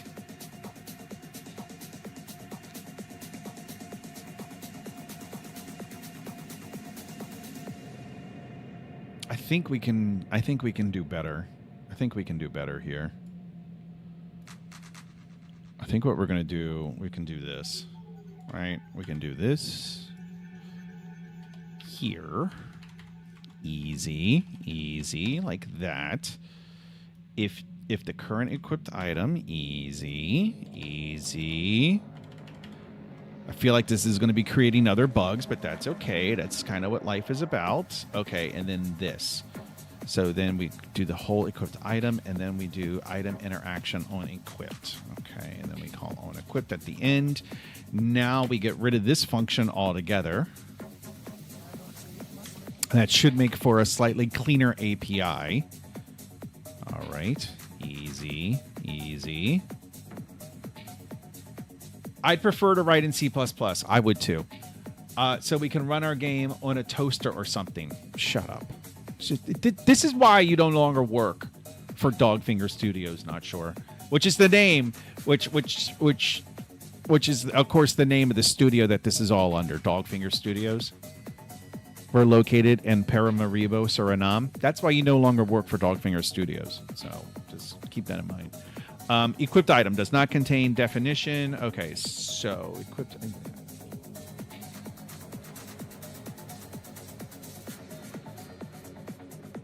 Set equipped item. Yes. Okay, and then one more. I hope we're not accidentally getting into some weird recursive thing, but probably not. It doesn't look like it. It looks all pretty straightforward. We just kind of clean up the API for the equipped item script. But see, the thing is like set equipped item, right?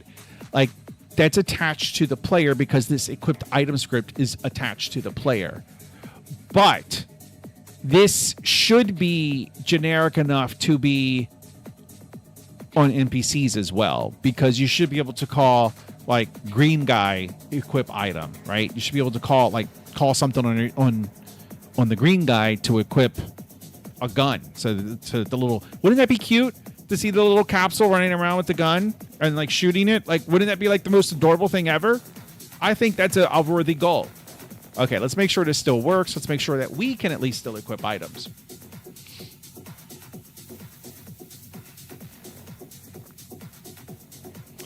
Reach Some said hi. Hello there, Reach Some.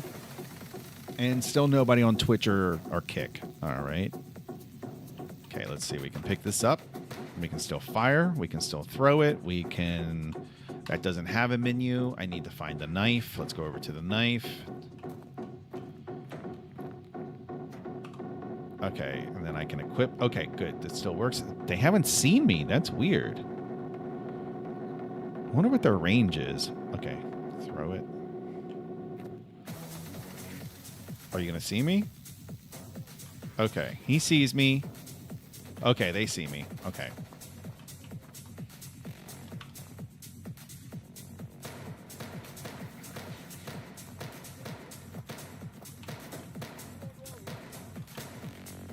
Nah, I died. All right. So that's good. All right, so we cleaned up set equipped item a little bit.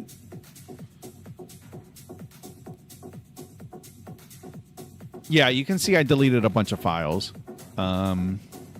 Renamed item interaction was now item entity. Okay, so that's good. Okay, cleaned up equipped item. So boys, I think just kind of a note, a stream note. I think what I'm going to do, I think I'm going to stream tomorrow night, and then I'm not going to stream Wednesday night. Since I'm leaving Thursday, I kind of want to spend my last night home. It's going to be my last night home for a while. I'm going to spend it with my wife. But I don't want to leave you guys. I'm thinking about you guys too, right? Like, you're on my mind. And so I want to, I'll do a stream tomorrow night. I'll do a stream. And I'm also thinking 7:00 is kind of late. I'm thinking maybe to start the streams at 6, and then maybe if we go to 9, we get an extra hour in. But I'm not going to promise an extra hour. But I'm thinking maybe I'll change that. But I might not do that until like I get back from my trip in September. So the stream time might change to 6. I know that helps Matthew out a little bit because then he doesn't have to stay up till 2 o'clock or whatever. How would you like me to make some nicer menus? Game over. I would love that. If you want to do these scenes, like. Go for it. Keep them, and actually, if you want to make a game over, because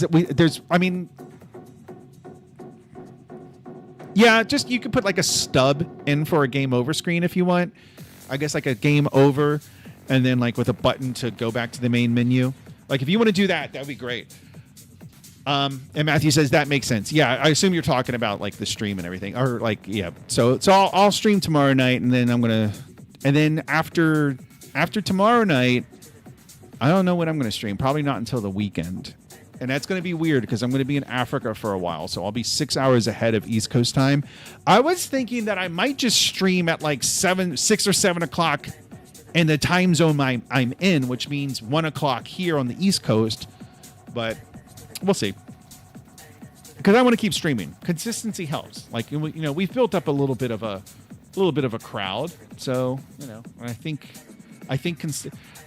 So today I was watching a bunch of. I was watching videos like how to grow your stream, like how to make your, and like it's the same thing that I've said before that they say with like, basically.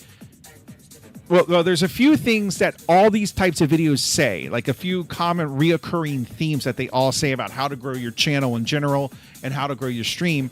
And one of them is consistency. Another reoccurring theme was to have a plan, right? Was like, and that's like why I wrote this. Like, let me show you. I don't know if you can see this, but it's there. It's already on the stream. So yeah, that's why like I wrote this down. Like I wrote tonight's agenda because like I watched the video today that said, it literally told me have a plan. Like have a plan. So it's C++ dead. We didn't watch that. You guys had no interest in that, so screw you. 7 signs of the bad programmer, which I think sign number 1 is have a blog. And then, finish refactoring the items. We're not going to finish that. But anyway, so it was like, the point of that is I want to keep some type of consistency because I think also the YouTube stream rewards or the YouTube algorithm rewards consistency. So the more consistent you are, the more likely it is to recommend your stream.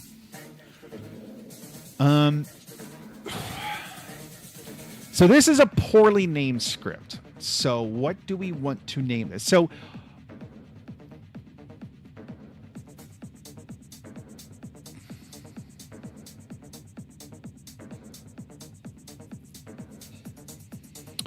I'm thinking it might not be poorly named. So what part does interactor play in this? Why do we need a reference to the interactor? I don't remember why. Let's see. Not sure. It says, why use C++ when you can use Rust? Fair point. Matthew, why use anything when you can use assembly code? I know I've shown you this book before.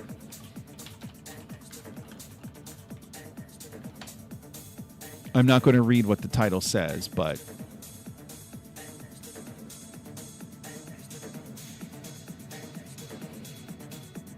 right here, web development with assembly.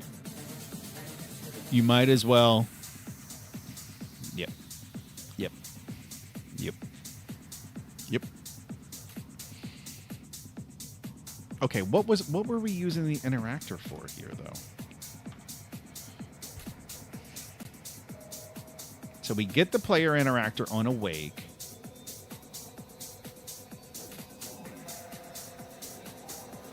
Oh, okay. It's how we get the focused object. So,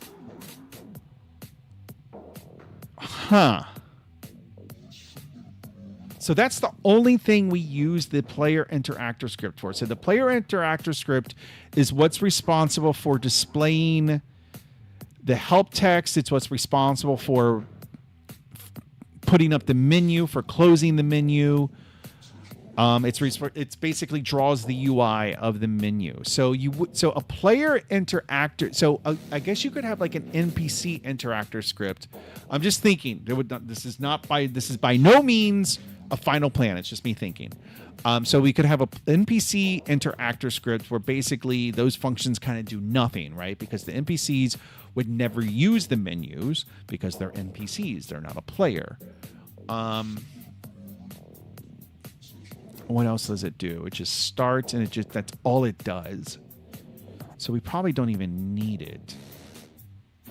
Yeah, maybe we don't. Okay, equipped item.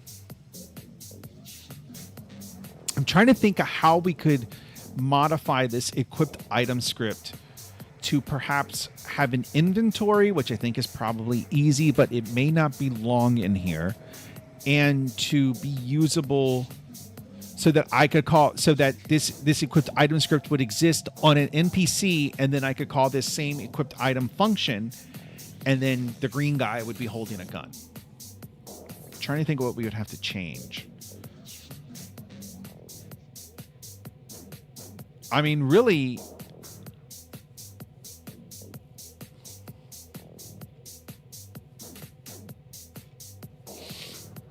this is actually pretty easy, I think.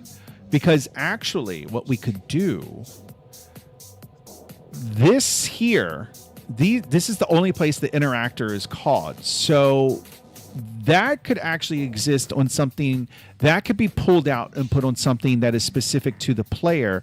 And then everything else in this equipped item class is generic enough to be attached to an NPC, I think.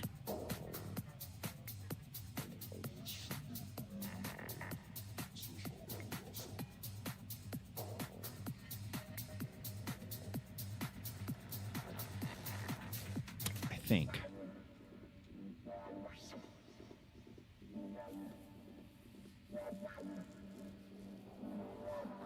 But where would that go? I mean, I guess it could go in a number of places. Like, why couldn't it go actually here? No, wait, that is the player interactor script itself. Wait, what are we doing?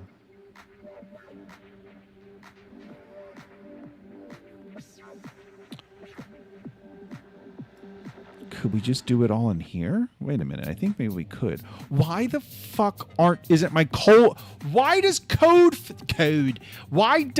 folding always break? Oh my God. Code, like in C++, I don't have this problem with C++. Code folding does not break with C++ and Visual Studio Code. Does not break. But it seems that like I'm constantly having to reset. This is how you fix it. This is how you fix it. You go over here. You got to go over here. And then you go over here. And then you do. No, not that one. No. This one. No, not that one. Where is it? Was it this one? No, not that one. Oh, it might be that one. I think it's this one. So you do this. And then you wait. And then you do this. And then you wait, and then it comes back, and you give it a minute, and no, where is it? Okay, if it wasn't that one, I thought it was that one. No, it is that one. Okay, maybe that's not it. Maybe I'm a fucking idiot. But apparently, I'm a fucking idiot because I can't fold code. I can't fold code in C# for some stupid fucking reason. Oh my God, Jesus fucking Christ. So angry. All I want to do is collapse my code. That's all I want to do. No, no, no. No, no, no, no. No, you can't do that. That's too much to ask for. Why would you want to do that? Why would you even think about doing that? Restart extensions. That's the button I was looking for. Okay, now give it. Now suddenly I can fold code again. Oh, look at that. Thank you. Okay, so basically what I was getting at was this functionality here. I think I can just put it over this functionality here. I don't even think, because I don't even need this, right? Because this is getting a reference to player interactor. And what I'm proposing is, well, let's just put the fucking functionality in player interactor. Player interactor. So this would need a reference to the equipped items script, which it does not have, but that's okay. We can just get that, right? Okay. Just calm down. I've got this. I know we only have 4 minutes left, but I've got this. Just give me a minute. Just calm down. I got this. Not sure says it works fine on Linux. Well, you know what? Do you know where you can put your Linux? Matthew, always had issues cold folding. Oh my, I can't even. I'm having an issue saying it. Always had issues code folding. And then when I say code, I sound like a Midwesterner from Minnesota. Code folding. Always had issues code folding with VS Code. Never an issue with other IDs. I've only had issues with C Sharp. C++ works beautifully. Not a problem. Never had a problem. I think what it's something with the language server crashes, I think. And then I'm not quite sure. I think the language server is just a fancy word for the linter, but it also does something with, but that doesn't make sense because I still get red squigglies, and that's also what the linter does. So I don't know. I don't know what the language server does then.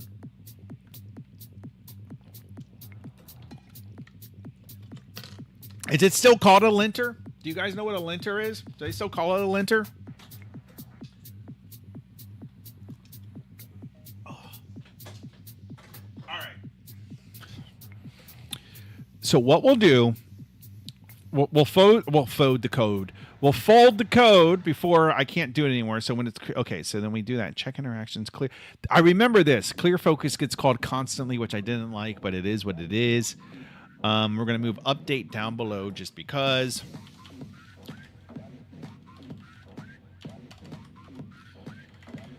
So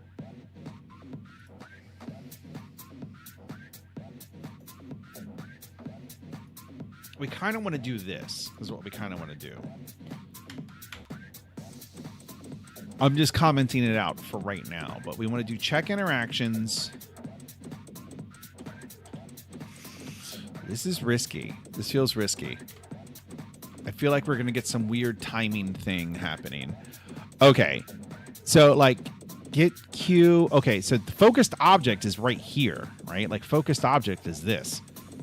So I don't even need this. So this set equipped item is what I need the equipped item script for. So we'll handle that in a second. But this is going to be equipped. Oh, wait, that code completer got it really quick. Am I not seeing it? Do I have it and I just don't see it? No. Okay. Focused item, equipped item. Oh, no. I don't want to get confused. Okay. So we need the equipped item script, which is this. So what we need, let's do that before I lose my train of thought. We'll do private. No. Equipped item. Oh shit, we have equipped item and okay. Oh, just calm down for a minute. Just calm down.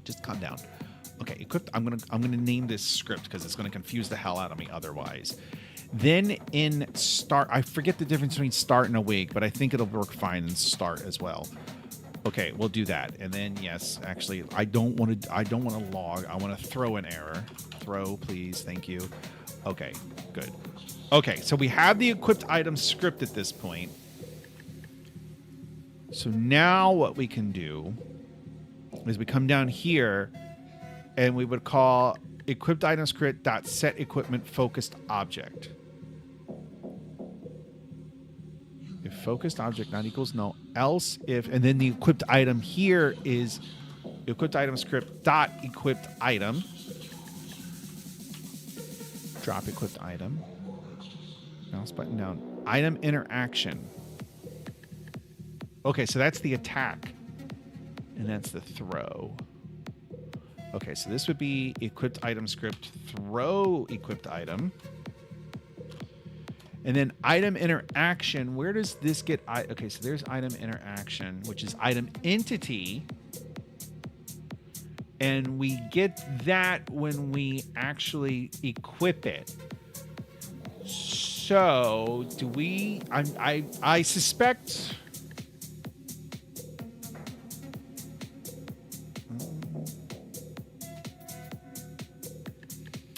I think we can save ourselves another call to get component by simply having set equipped item return the item entity, which I think is a reasonable design, right? So it's called item interaction, but it should be called item entity. God, my wife is just choking. No, not choking. She's coughing so much. Okay, return item interaction.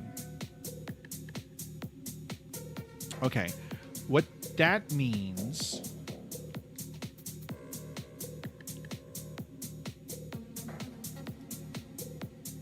when we call set equipped item, because we need the item interaction in order to be able to call attack. So we can save off an item interaction of just like this. And then we can set item interaction when we call set equipped item.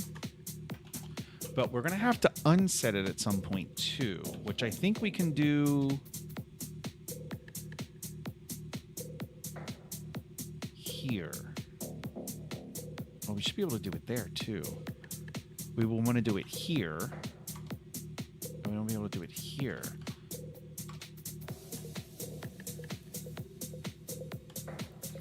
And then this drop item, I think this is drop equipped item. That's actually on the equipped item script.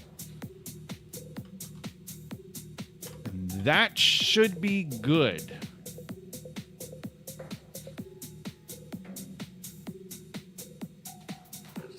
I think we can get rid of this. I think we can get rid of... That was the interactor. Yeah. Okay, we can get rid of that. I'm gonna be impressed if this works. Ugh.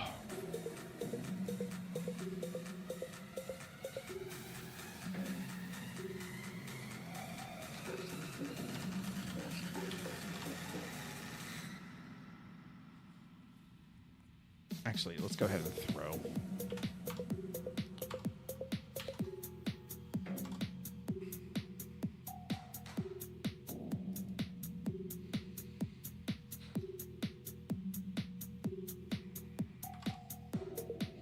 Equipped item does not contain a definition for equipped item or no accessible extension method. Okay, so wait. Okay, this is where it's getting. This is where the naming is poor. Equipped item object.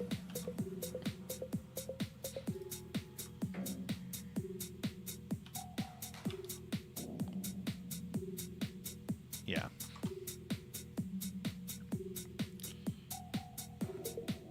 Equipped item, throw equipped item. Okay, throw equipped item. It's inaccessible. Is that a private? Yeah, it's private for some weird reason. Okay, we'll make it public. All right, so this we have to test picking up, attacking, and throwing. And dropping, maybe. Okay. Okay. Let's see if this works. Oh, boy. Got a bunch of messages over here. Let's see. Don't forget to log time in your Jira tickets. Yeah. Hey, stand up tomorrow at noon.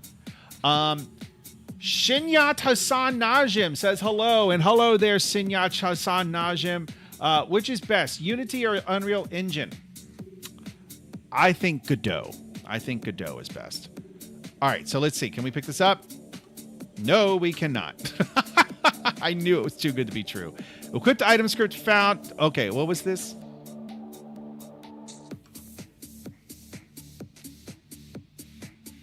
Equipped item script not found on player object.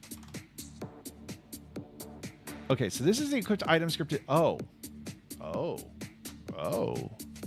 Okay. Well, that's unexpected. Oh, because this is one's on the camera and one's on the player. Oh, so player interactors on the camera. Okay, so this is throwing because this is on the set equipped item. Wait, that doesn't make any sense. Equipped item script not found. Oh, okay. I'm looking at the wrong error. That's why. Okay, so it's this error right here. So this is on the camera. So I need to call, I guess, this .game object get component. I guess that maybe. Basically, I need to go to. I guess I could call root. No, I can't. Root pisses me off because root doesn't do what I think it does. Root will actually get the root, like which I don't like. Like root will get me the game. Like root goes too far up, I think. I don't like that about root. So let's try game object. I think that'll work.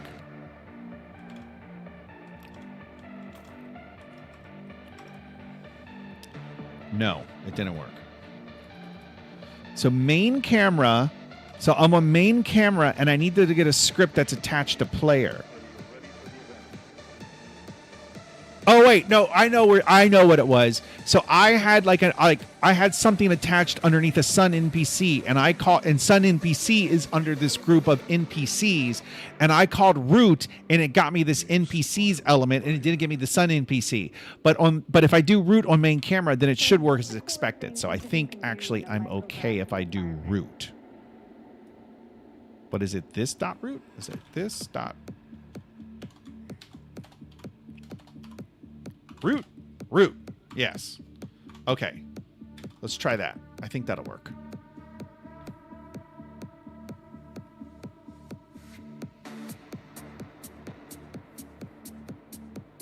Unity is easier to learn. Unreal has better graphics, both fully capable, various reasons. Pick one, better graphics out of box.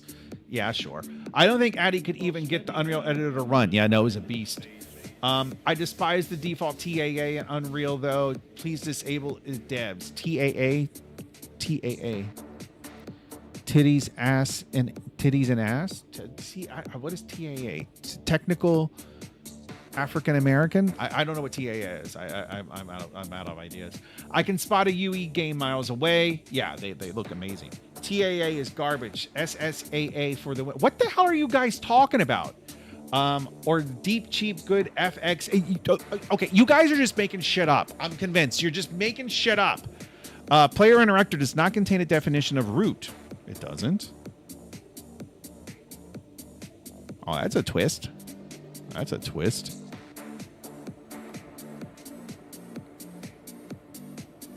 It does not?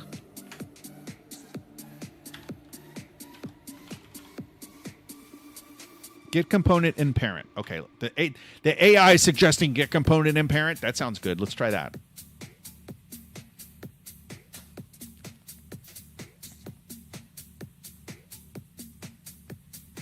Okay, compiled. I'm already 10 minutes over time. Look at this. Because you guys are sitting there making up initialisms and acronyms. Okay. Can we pick this up? Yes. Can we shoot it? Yes. Can we throw it? Yes! Let's go pick up a knife just to make sure. Let's use the menu to pick it up. Yes! And we can throw it. Okay, excellent. All right. So I think, so what that does is that kind of removes the player-specific requirement that we had kind of implicitly put on equipped item. So let me do this. Let me stage this. Let me actually just delete the code and then run it again just to make sure.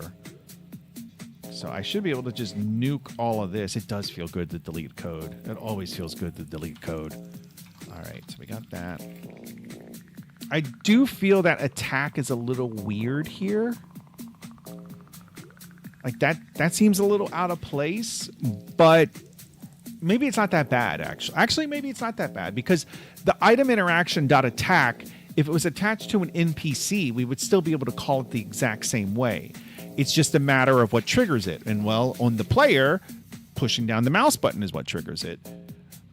Yeah, I think it's fine. I think it's fine. Okay, let's just retest that stuff really quick, and then we're going to call it a night.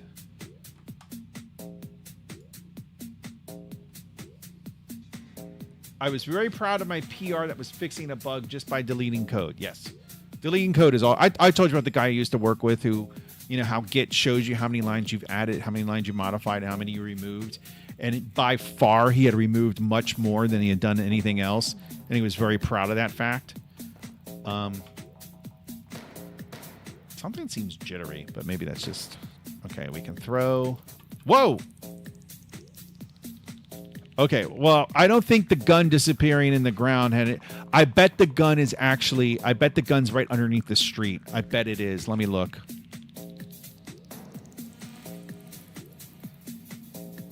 Okay, not so much. It's falling. It's on its way. It's on its way down. We'll figure out that problem. We'll figure that out tomorrow night. Okay, we can still pick that up. We can still attack. Oh.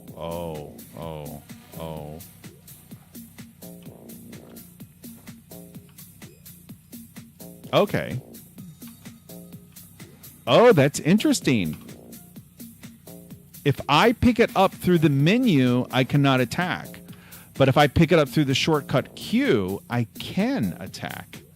Interesting. Okay, so that hopefully it's something that just jumps out really quick. That sounds like something that's pretty easy. So Q, I can attack. But if I pick it up through the menu, I cannot attack.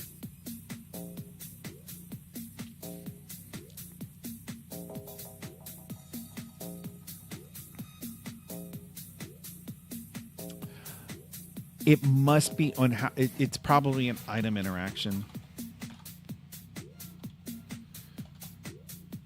Item entity.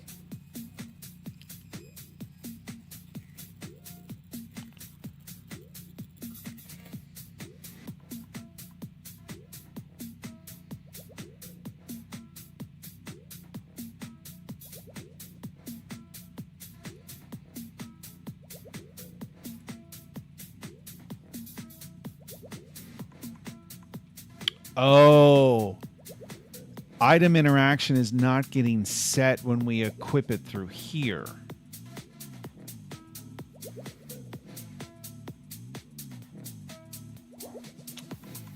Okay.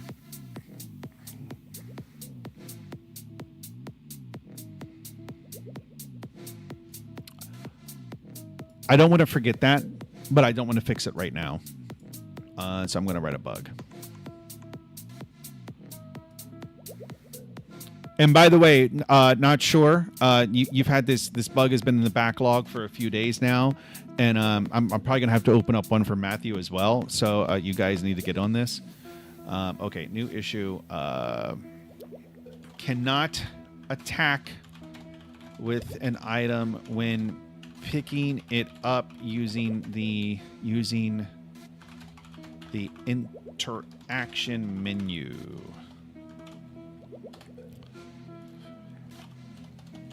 Pick up the knife by using E and then the take equip option. The primary mouse button does nothing. This is because the attack is handled in player interactor.cs, and it depends on the interactor. Is that what it's called? No, item interaction. Depends on the item interaction variable to be set. However, when using the menu to equip an item, that variable is never set. It's only set when using the Q shortcut, which is handled in the player interactor.cs script. All right, so I'm just writing this so that I don't forget about this and I don't forget what the problem is. I think we'll fix that. That'll be a good thing to do tomorrow night. Maybe we'll get to watching that video, whether or not you guys want to. And yeah. Let's check out some of the messages. So I guess TAA is temporal anti-aliasing. I know that's English, but I don't know what it means. I know it's some graphics things, but I still don't know what it is. Induces serious ghosting and blur. Not sure. Okay, I read that already. It clipped through the ground. It certainly did clip through the ground. I watch it. It's free on YouTube somehow. It's a very stressful movie to watch. It's a great movie. I love that movie. But it's like I said, so like if you watched Behind Enemy Lines, I love to think that Owen Wilson's character in No Escape is the same guy in Behind Enemy Lines. It's just, you know, he was in the Navy, right? Because he was flying jets in the Navy, and then he retired from the Navy. He met a woman. He went into the private sector. He had a couple of kids, and then he moves to Thailand, and now No Escape happens. Likewise, Pierce Brosnan worked in the British Secret Service under the code name James Bond, and he had a few adventures, and then eventually he retired as well. And then he just kind of later on in life took a trip to Thailand, or the fictional Thailand that the movie takes place in, and then that's what happened. So I like to think that's all the same universe. That's what helps me sleep at night. But you know what else helps me sleep at night? Going to bed. And that's what I'm going to do right now. So like I said, guys, I'll be back tomorrow night, maybe 6 o'clock, maybe 7 o'clock. I'll tweet about it in the morning. Be sure to follow me on Twitter at Addy Goes Places. Also, I do post updates on the posts section under my on my page. If you go under here and then you go over here where it says posts, you can look at my posts there and you can like them and make me feel like I actually have some people that look at my posts. But thanks for watching, and I will see you tomorrow night. All right. Bye, guys.